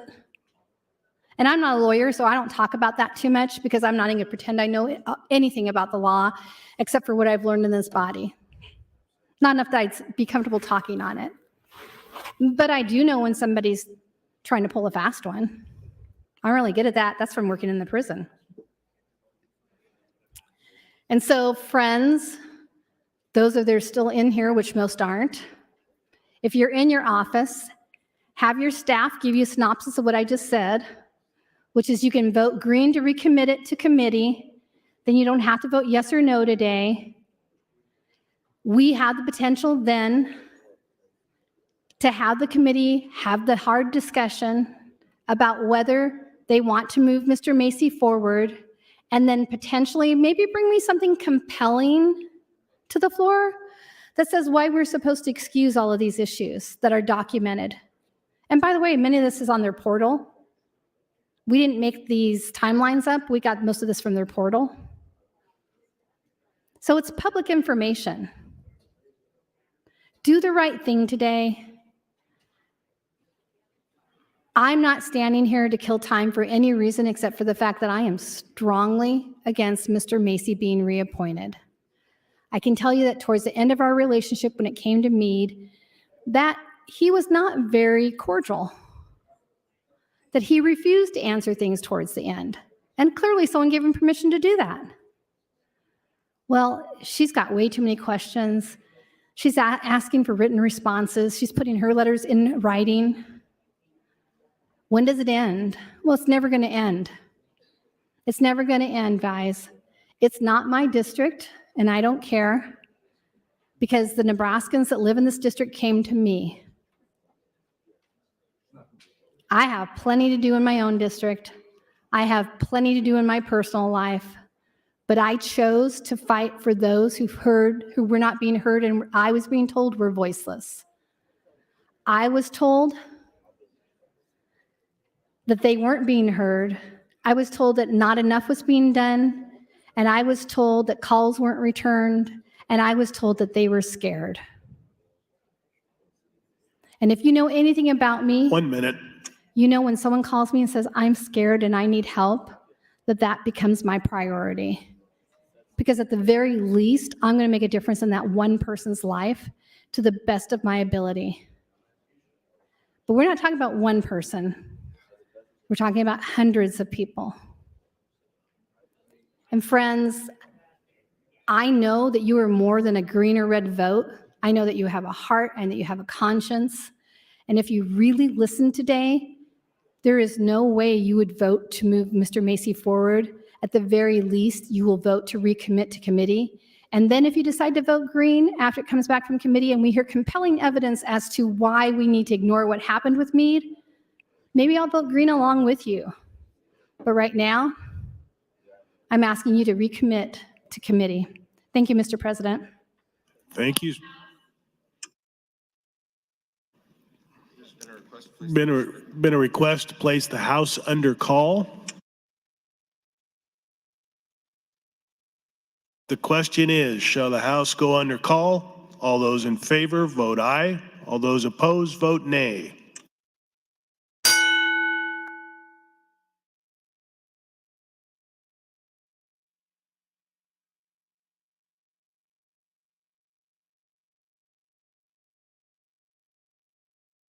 Record, Mr. Clerk. 19 ayes, 8 nays, placed House under call. The House is under call. Senators, please record your presence. Those unexcused senators outside the chamber, please return to the chamber and record your presence. All unauthorized personnel, please leave the floor. The House is under call.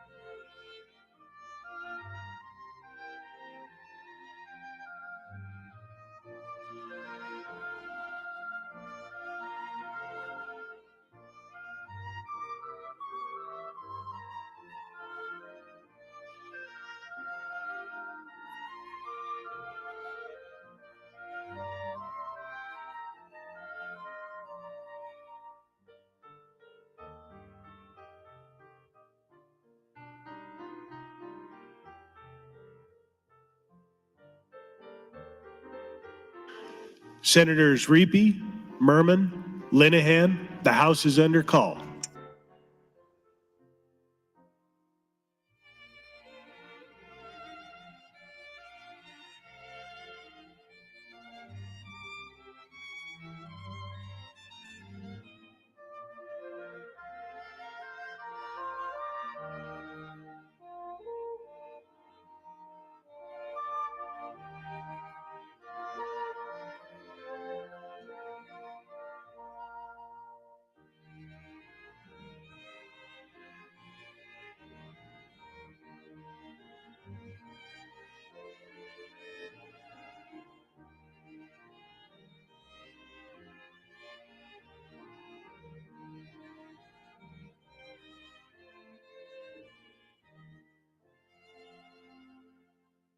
All unexcused senators are now present.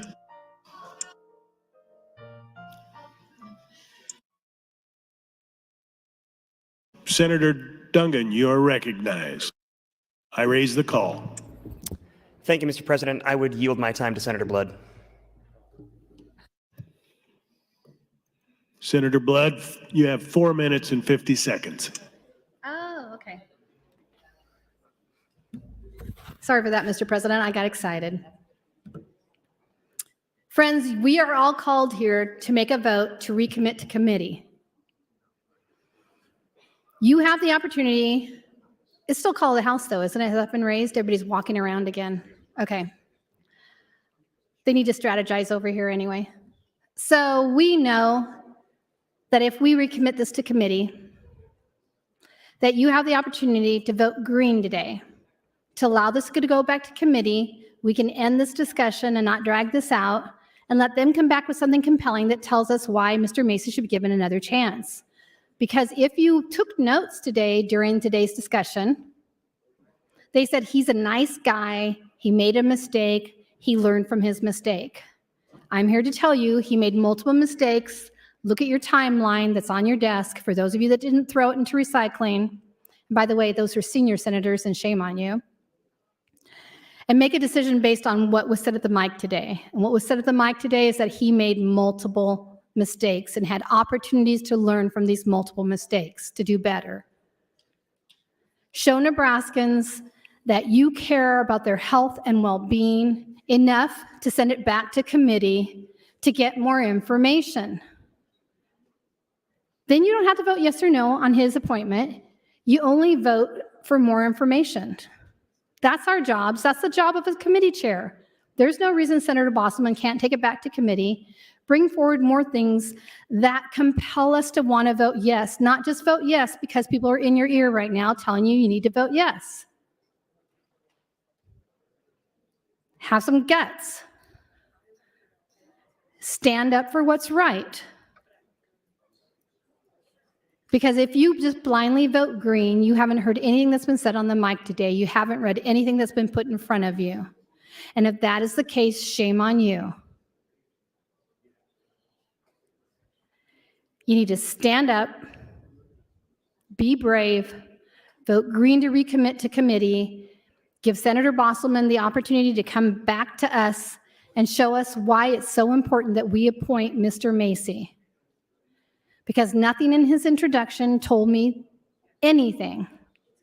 It was just the usual fluff. When Senator Jacobson said people are allowed to make a mistake, one mistake, this was not one mistake, this was 12, 13 or more mistakes. When Senator McDonald talked about him being a nice guy, I don't doubt that he's a nice guy. I don't doubt that he has cute bow ties. What I doubt is that he did his job well. There are a lot of people that I don't like how they do their jobs that I like as people. This is not a personality contest, isn't a beauty pageant. This is the business of the state, the business of the people.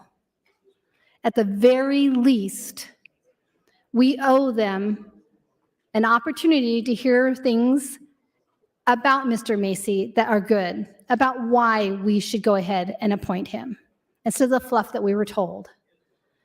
Recommit it to committee, let him bring it back.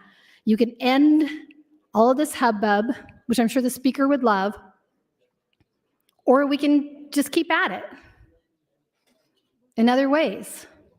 1 minute. I'm asking you today to vote to recommit to committee. Give the committee chair an opportunity to bring back something that compels us to really want to support Mr. Macy, besides the fact that he's a nice guy. And show me that Mr. Macy learned from his mistakes. Because what I see when I look at the timeline that I provided everybody was he had many opportunities over the last 3-4 years to fix his mistakes and never did. And even though you're on the committee and you voted it out, Senator Brandt, I saw you peek over your shoulder. I want you to know that it's okay to recommit it to committee. Give us the opportunity to learn more about this person you think is fantastic and needs to move forward. I'm begging you, friends, recommit it to committee. And That's I'm your gonna time, say- Senator. Senator Michaela Cavanaugh, you're recognized. Thank you, Mr. President, colleagues, and people at home. I want to explain. So I just did a call of the House, and it was successful, so thank you for that. I learned from Senator Wayne a couple of years ago that you can do a call of the House at any time in debate, and a call of the House is saying, colleagues, we'd like you to return to the floor for whatever is happening on the floor. I did it after Senator Blood's opening on her motion to recommit because she had made a comment that she felt like the body wasn't present. And so I thought, okay, well, then let's get the body present. The last time I did a call of the House, it failed, which is wildly inappropriate. And this time it passed and we had our call of the House. I did notice that there were still some red lights. And so I'm not going to do this today, but moving forward, a call of the House is a simple majority. If 5 people vote and 5 people vote red or 5 people vote green, it's however the majority of 5, 3 or more. It's a simple majority. You do not have to vote one way or the other for a call of the House. You can just let other people vote. But when you vote red, you're being disrespectful to the people of Nebraska and you're being disrespectful to this body. So from now on, when anybody does a call of the House and there are red votes, I will immediately do another call of the House, even if the call of the House is successful. I will continue to do calls of the House until there are no longer red votes. I have sat here for 4 years and watched people vote red on a call of the House, and it's always been a handful of people. And I thought, well, okay, whatever. I don't know why. I was like, well, okay, whatever. Why am I okay with people being rude to the people of Nebraska and saying, no, we don't think that we should be in our seats doing our job when our colleagues ask us to? So, people of Nebraska, my commitment to you over the next 4 years is to do calls of the House until there are no one in objection to a call of the House. Hopefully, I won't have to do that. Hopefully, from this moment forward, every call of the House only has green votes. And those that don't agree with the call of the House, just don't vote. Just don't vote. But if you vote red, you know, and everyone else in this room knows, that Senator Michaela Cavanaugh is going to call for another call of the House as soon as the call is raised. The moment the call is raised, I will be calling for another call of the House until there are no red votes on calls of the House. It is inappropriate. It is disrespectful to your colleague who has asked for the call, whoever that is, and it is disrespectful to the people of Nebraska. You are saying, I don't believe we should be doing our jobs right now. With that, I will yield the remainder of my time to Senator Blood if she would like it. Senator Blood, you have 2 minutes. Thank you, Senator Cavanaugh, and thank you for that lesson for the freshman senator. I always think it's nice when we can share knowledge.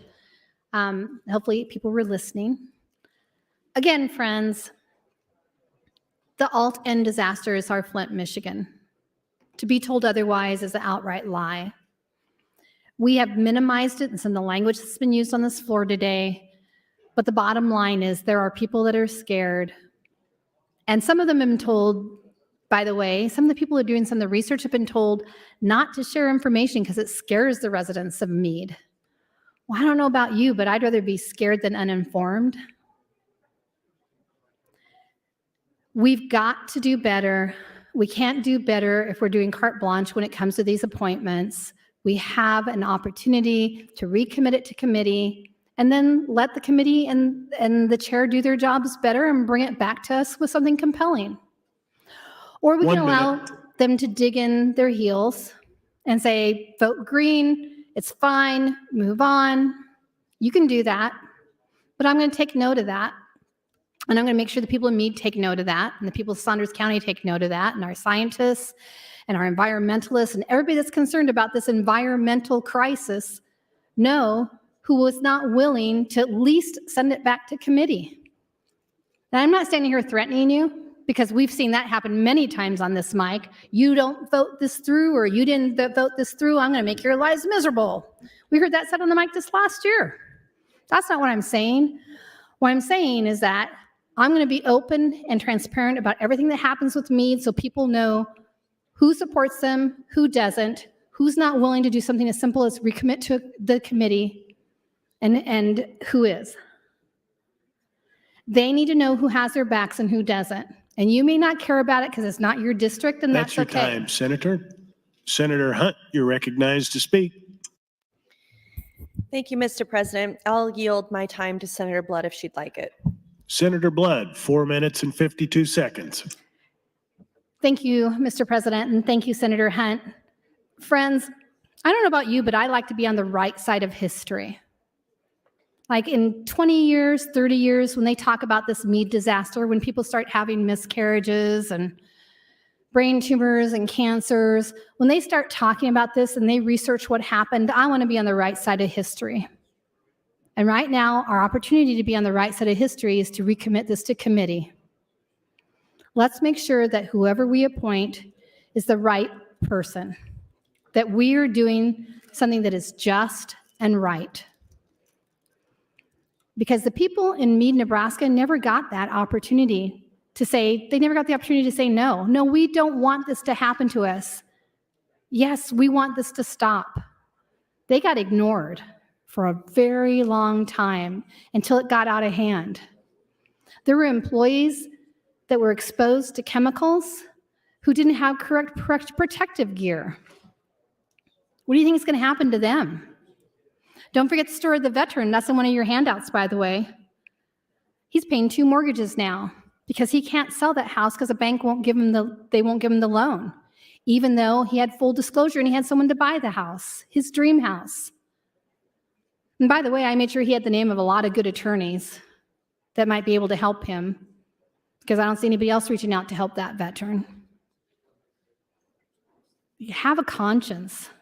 Have a heart. You can vote for one person who made a lot of mistakes, who might be a nice guy, or you can vote on behalf of the people of Meade who need you to show them that we can do better. And we do better by recommitting this to committee. We allow the head of that committee to come back with something that tells us that it's compelling and you have to approve this appointment for the governor. Because again, all we heard today was fluff. All we heard today is he's a nice guy. He made one mistake. Yeah, I voted it out because I like the guy. He's done good on other things. Well, he may have done good on other things, but he did really, really, really bad on this. I don't understand why you can't feel it in your bellies like I do, guys. Like, I never wanted to get involved with Meade. It's been a huge undertaking. Huge. But when I got that fire in my belly, it never went away, because until we've done everything we possibly can do to help these people, I can't walk away. And if you feel otherwise, you're not reading what's been put in front of you. You haven't been watching the media. You haven't looked at the videos online. Go to their Facebook page. What about Meade?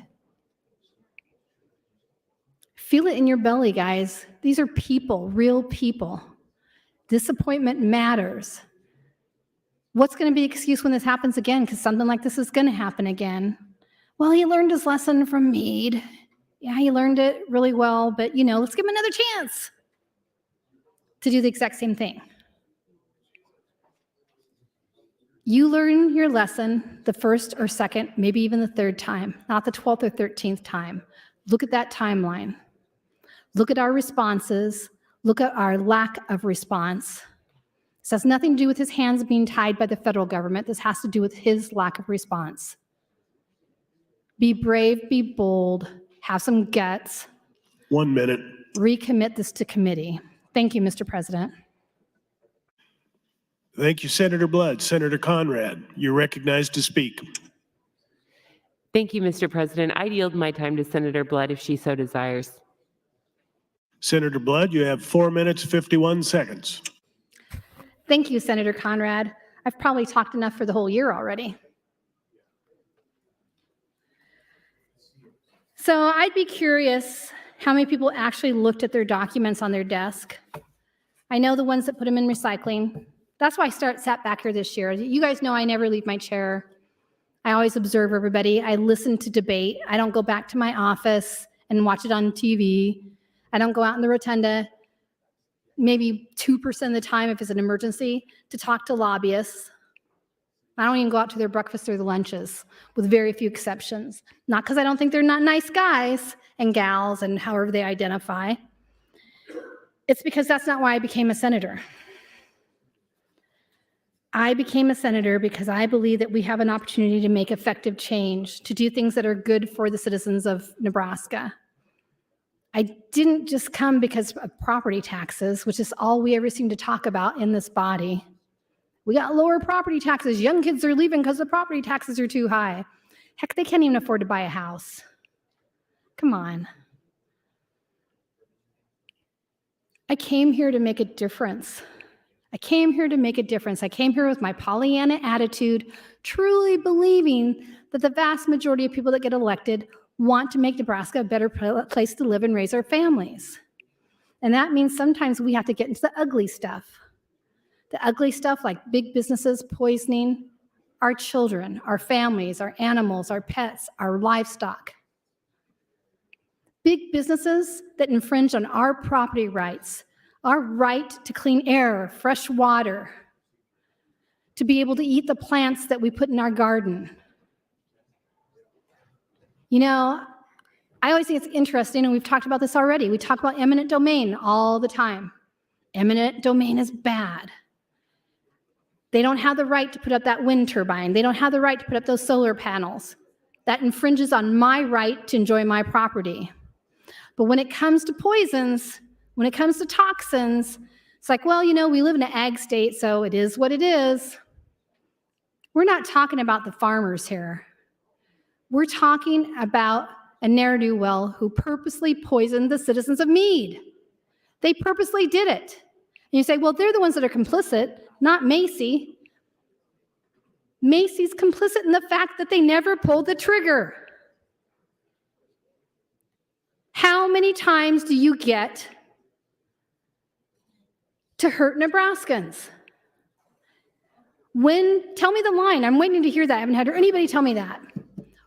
How many times do you get? When is it okay? St. Francis had time after time after time. That was okay, I guess. Oh, but we canceled that contract. We talked about that already. Prison overcrowding. Oh yeah, we'll just build some more prisons that we can't man, that we can't staff. But we don't need to do anything to slow down the pipeline to the prison system. And, you know, after all, it's not really our problem because most of the people that are incarcerated aren't the color that we are. So we can look the other way. Mostly people from the brown and black community, and, you know, they probably deserve to be in there is what some of you think, because I've heard you say those words in a more polite way. We have opportunities, friends, to do better, and we never really do better. We wait for it to fester. We wait for it to become a problem, and then we throw tens of millions of dollars at that problem. Our prisons, our children, our schools. Sometimes when I look at what's going on with the legislation for schools, I think you want our schools to fail. So you can say, see, they're horrible, and do whatever the heck you want with the money that's supposed to go to schools.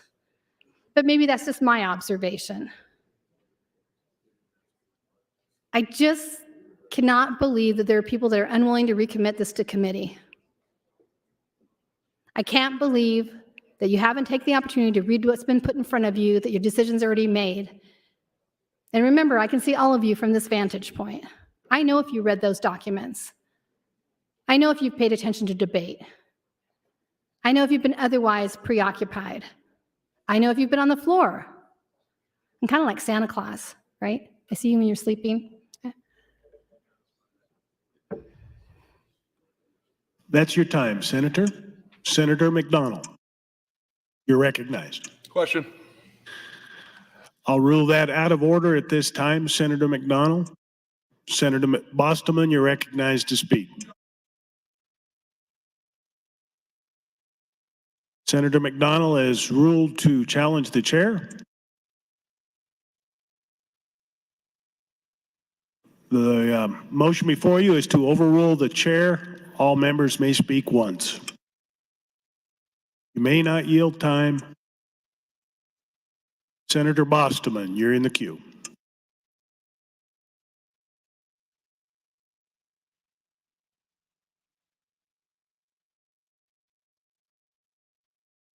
Thank you, colleagues. I would ask that you overrule the chair, vote to overrule the chair. We've had the same people in the queue speaking on the same things. Remind you that the vote come out of committee 7-0. There was no opponents that come to testify at the bill. We're not talking about recommit. Those who are talking now, it's the same people, and it only talks to the merits of the bill and not the reason to recommit. Again, same people are speaking in the queue. 7-0 vote. Committee's not going to change. No one came in and testified in opposition to the bill. We're only talking about the merits and not the reason to recommit. I urge you to vote to overrule the chair. Thank you, Senator Bostman. Senator Erdman, you're recognized to speak. Thank you, Mr. President. Good morning, or afternoon, I should say. I agree with what Senator Bostman had to say. The vote is going to be for approval. So what we've done, we've wasted an hour and 45 minutes, and I guess that's fine. At least we're not passing something that affects other people's lives. But I'm going to vote for Director Macy, and I ask you to do the same. I just want to give a little bit of information to Senator Kavanaugh, Michaela. I'm going to vote red whenever I feel like voting red, and whatever you have to do, you do. And you've seen that I voted red almost every time on Call the House. They give us an option. They say vote A, yay or nay. And I will vote nay anytime I want to vote nay, and nobody in this floor is going to tell me how to vote. So when I get my red light on, you can do another Call the House if you'd like. Thank you. Thank you, Senator Erdman. Senator Michaela Kavanaugh, you're recognized to speak. Thank you, Mr. President. Senator Erdman, I appreciate your willingness to stand by what you want to do. You should. And I will do what I want to do. I am going to, well, I was in the queue to speak, but I am going to vote against overruling the chair because there were people in the queue, and just because you're tired of debate doesn't mean that debate should cease. This is an important thing that we are talking about, and just because the same people are talking, maybe more people should be engaged in the conversation than having the same people talking. But there is a lot to talk about when it comes to Alt-Ed and Meade, Nebraska.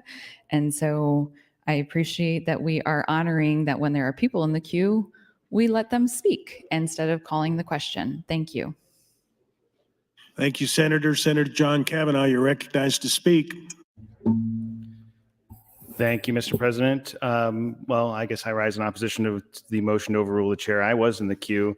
I had not yet spoken on the motion to recommit. I had spoken my piece originally. I think I spoke about 4 times on the issues I'd had with Mr. Macy and my conversations with him and issues surrounding Alt-Ed, and had not yet spoken on the motion to recommit. I did just push my light not that long ago to get in because I've been listening to the debate and thought maybe I did have something to contribute to the motion to recommit. So I guess in the most technical sense of the word, the issue was still being debated and there was somebody in the queue that still had something to contribute, I guess, on the subject of recommit, that person being me. So I rise in opposition to the motion to overrule the chair. I appreciate the chair's willingness to make an unpopular decision of not finding that debate had been full and fair debate at that point at 12:14 when everybody wants to leave and go to lunch. But I can clarify, I don't know if I'm going to get a chance to talk again, but there was a talk about that the nomination came out 7-0. The Natural Resources Committee has 8 members. I voted present not voting, and there's been a lot of conversation about what present not voting means. I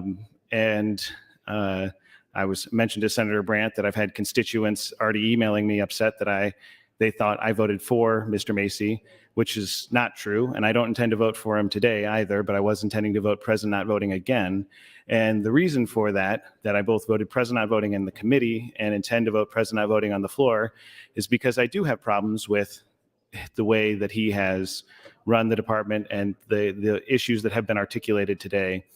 And so I'm expressing my displeasure with that past performance, but I'm not voting no because of the conversations I've had with him. I'm hopeful for learning from these mistakes, however many there are. We can count them all, I suppose, but we can all agree that there have been mistakes made. I think it would be untrue to say that there were no mistakes made, but I'm hopeful that he and the department and all of us can learn from those mistakes, take this opportunity, and make some sort of progress going forward.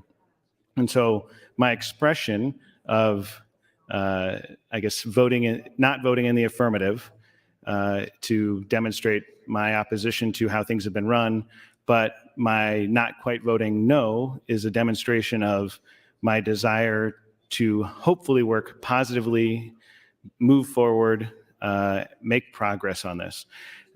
So as to the recommit, things I was going to say, one, I think there are people who have heard things today that didn't come out in the committee, and perhaps we should do a better job of asking questions in committee about these hard issues and these criticisms.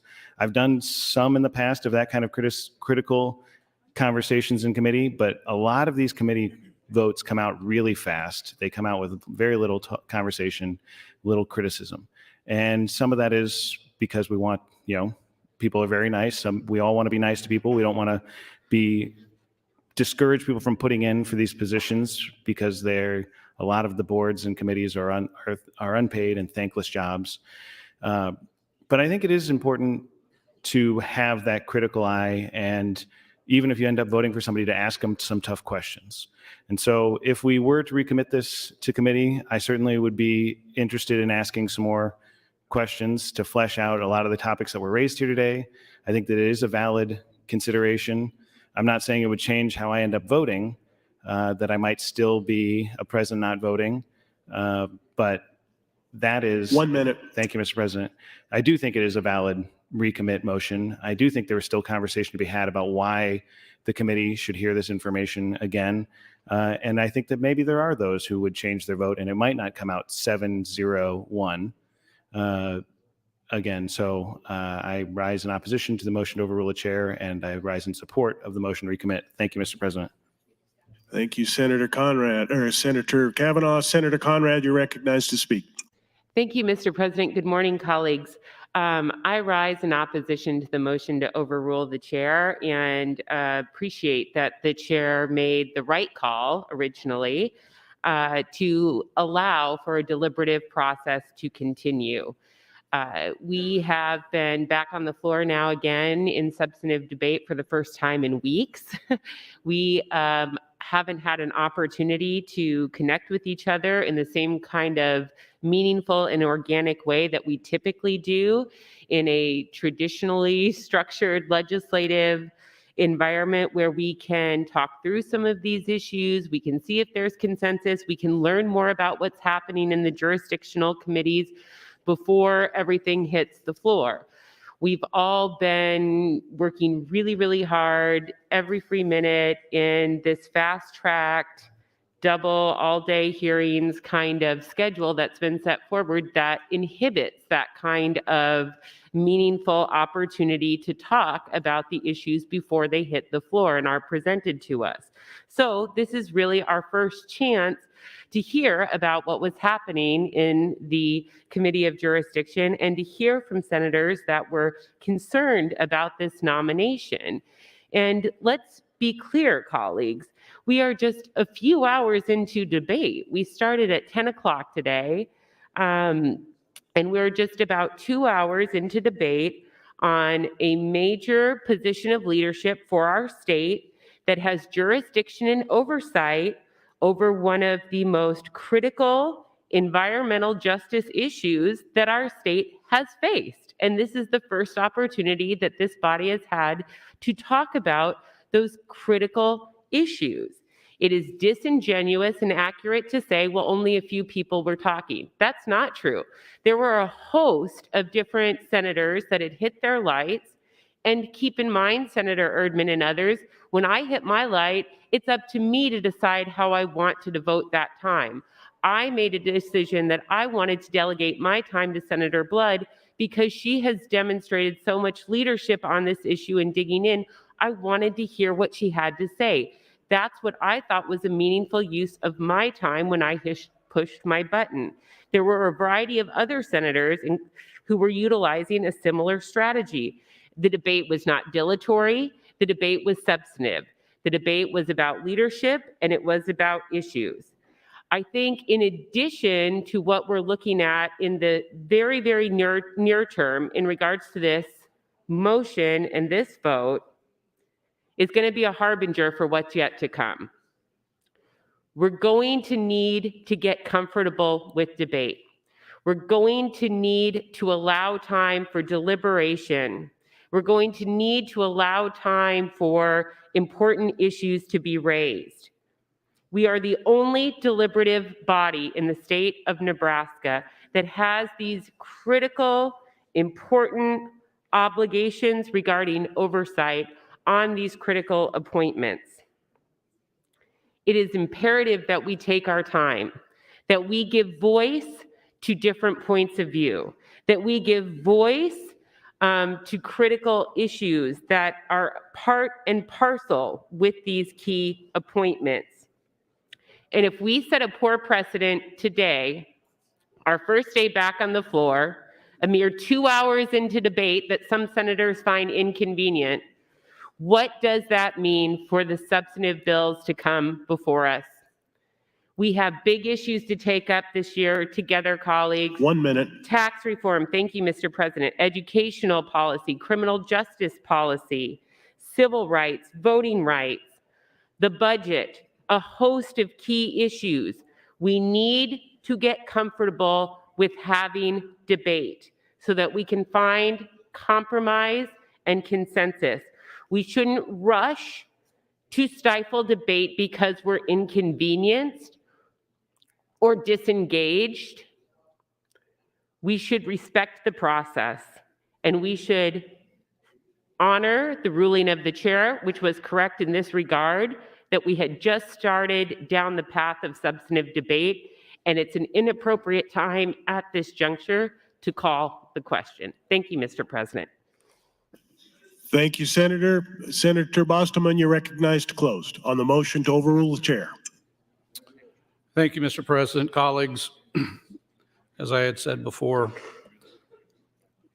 there's been the same people have punched into the queue before on the recommit that have been there before and yielded time to Senator Blood or spoke on other issues. I do believe that the committee had a 7-0 vote again.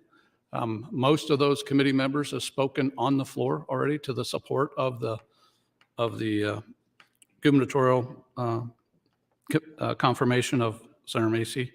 There were no opponents, again, no opponents that come before the committee, none. There were 4 proponents that came before the committee and testified, some testifying for multiple entities. We're not talking about the recommit. We have not been. Only the merits of the bill. And with that, I would urge you to vote to overrule the chair so we may move on with this. Thank you, Mr. President. Thank you, Senator Bostoman. The issue before the body is whether or not to overrule the chair All those in favor say aye. Machine vote. Those in favor vote aye. All those opposed vote nay.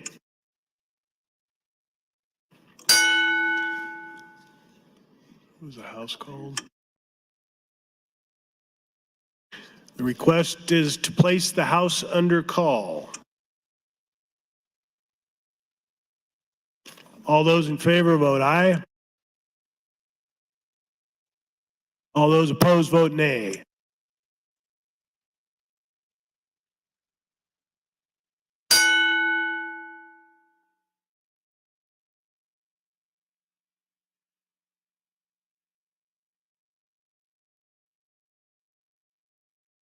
Record, Mr. Clerk. 22 A's, 14 A's, place House under call. The House is under call. Senators, please record your presence. Those unexcused senators outside the chamber, please return to the chamber and record your presence. All unauthorized personnel, please leave the floor. The House is under call.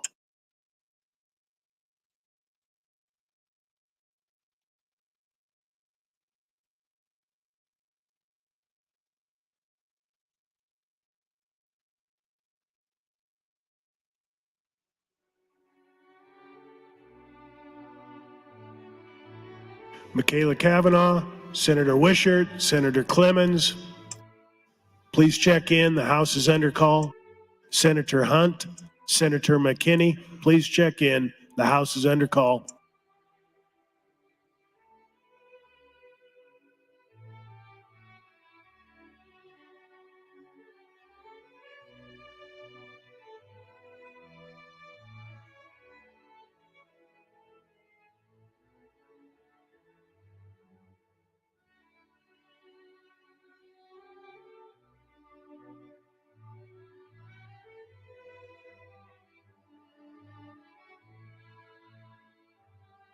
Senators McKinney and Hunt, please check in. The House is under call.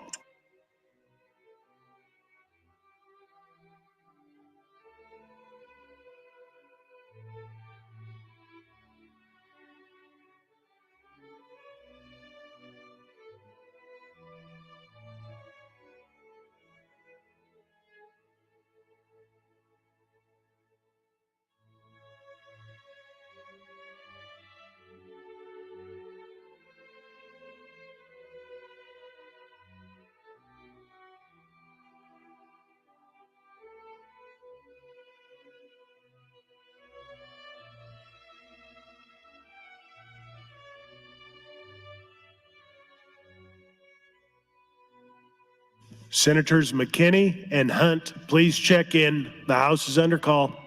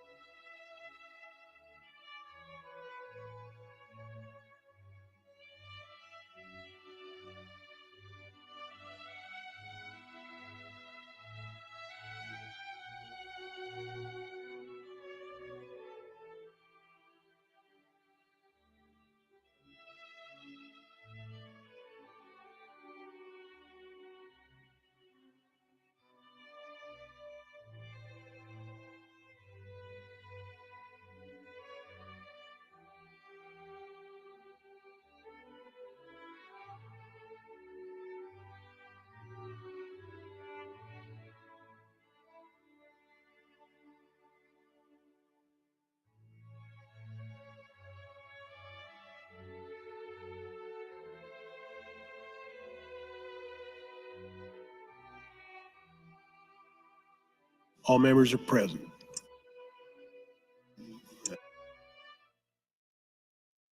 The question is, shall the chair be overruled? All those in favor vote aye. All those opposed vote nay.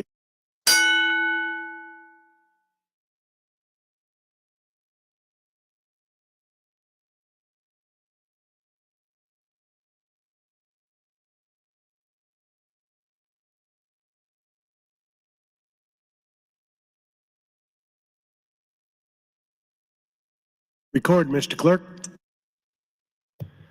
32 A's, 12 Nays to overrule the chair. The chair has been overruled. Those in favor vote aye. All those opposed vote nay. Members, the question before the body is to cease debate. All those in favor vote aye. All those opposed vote nay.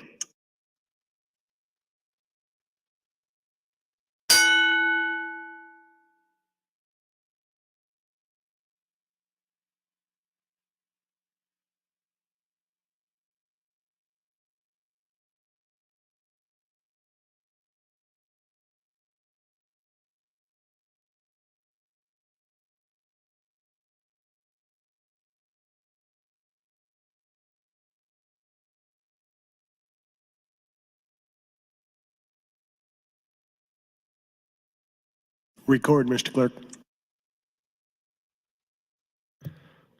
31 ayes, 10 nays to cease debate. Debate does cease.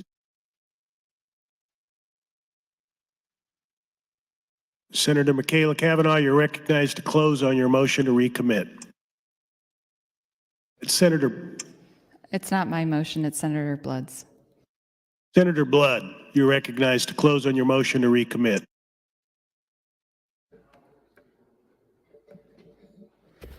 Thank you, Mr. President. You just heard that allegedly we didn't discuss the recommit to committee, which is untrue. Because we talked about the importance of why we need to recommit this to committee, which is it gives this committee an opportunity to bring something forward that is compelling, that tells us why we should vote for this person, not that you should just vote for this person because he's a nice guy and needs one more chance. Have some guts. You don't have to decide yes or no whether you want to appoint this person. You can allow it to go to committee and let them bring it back to us.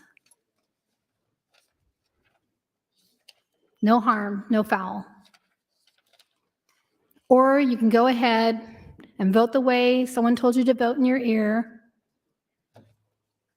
and move on and live with the consequences. I personally I'm unwilling to live with those consequences. This hasn't been fun.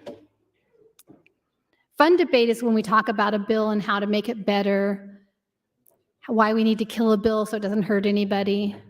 This is a debate in reference to an appointment for somebody's job. But I thought it was serious enough to take up time on it. And I agree with Senator Conrad. Good Lord, what's happened to debate in this body? People come in and know how they're voting. Why do we bother? If you're just going to vote yes or no based on what you're told, why are you here? Debate is one of the most awesome things about our jobs. And I know that public speaking is the #1 fear next to spiders. I'm not scared of spiders either. But this is your opportunity to show your constituents that you are informed and you are here for the greater good of all. Not special interests, not big money, not a Republican governor that helped you pay your way into office. That you are here for the right reasons. This is an opportunity to send it back to committee, to get something compelling to share with us so we know we're making the right decision. And you can vote any way you want, or you cannot vote. That's okay too. You know, Senator Blood, I'm still not really sure. I'm a new senator. I don't know what I want to do. Then don't vote. Present not voting. And you can tell your constituents to say, why were you present not voting? I paid you to go in there and do work. You're like, I'm doing my work. I'm waiting to get more information.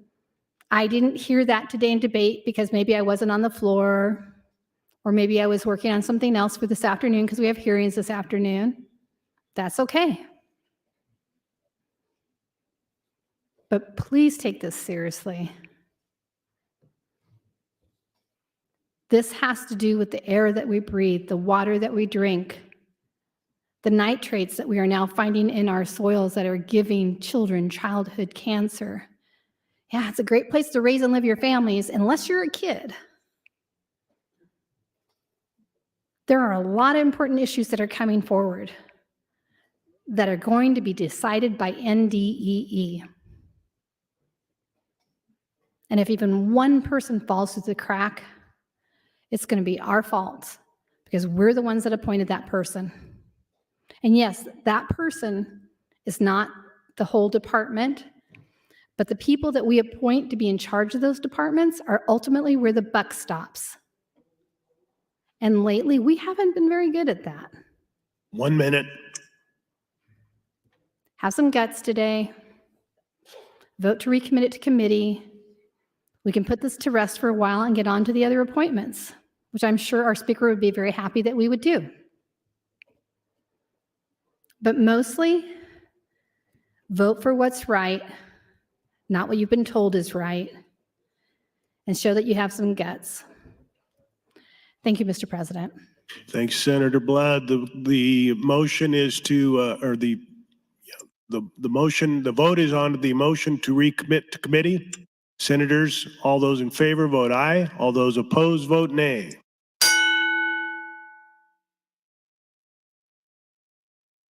Roll call vote, reverse order. Mr. Clerk. Senator Wishart, voting no. Senator Wayne, voting yes. Senator Walls, not voting. Senator Von Gillern, voting no. Senator Vargas, voting yes. Senator Slama, voting no. Senator Sanders, voting no. Senator Reapy, voting no. Senator Raybold, voting yes. Senator Merman, voting no. Senator Mosier, voting no. Senator McKinney, voting yes. Senator McDonald, voting no. Senator Lowe, voting no. Senator Lippincott, voting no. Senator Linehan, voting no. Senator Kauth, voting no. Senator Jacobson, voting no. Senator Ibach, voting no. Senator Hunt, voting yes. Senator Hughes, voting no. Senator Holcroft, voting no. Senator Hardin, voting no. Senator Hansen, voting no. Senator Holleran, voting no. Senator Geist, voting no. Senator Frederickson, voting yes. Senator Erdman,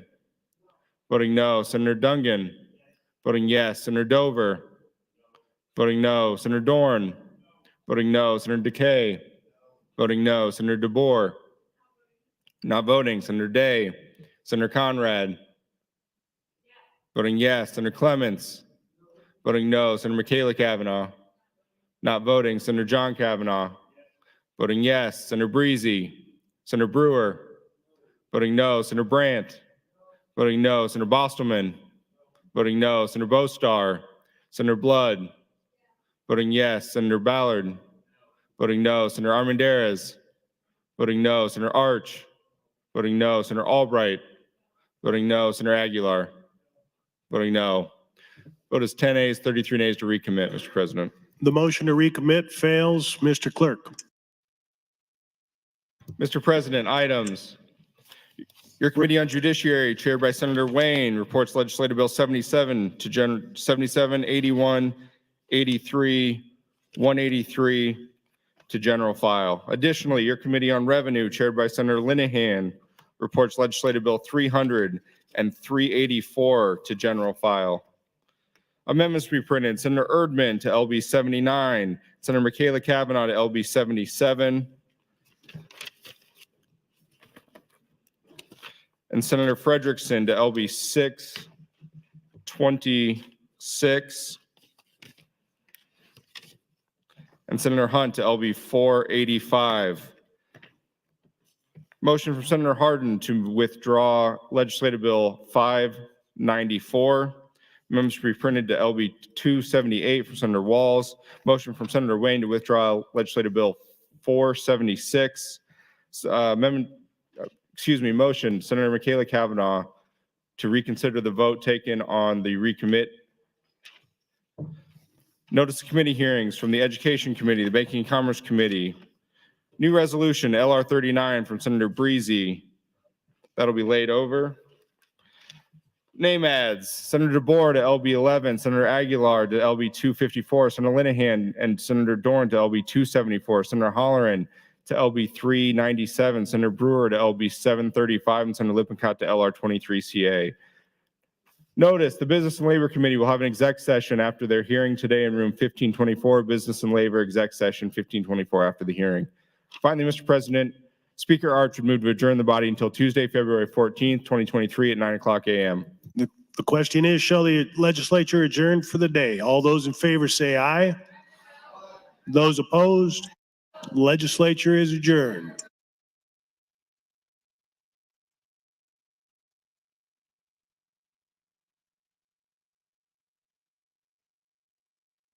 There's a request for a record vote.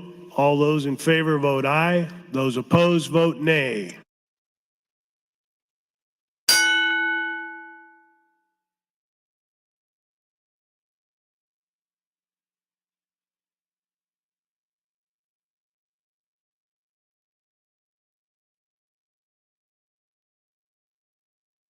Record, Mr. Clerk.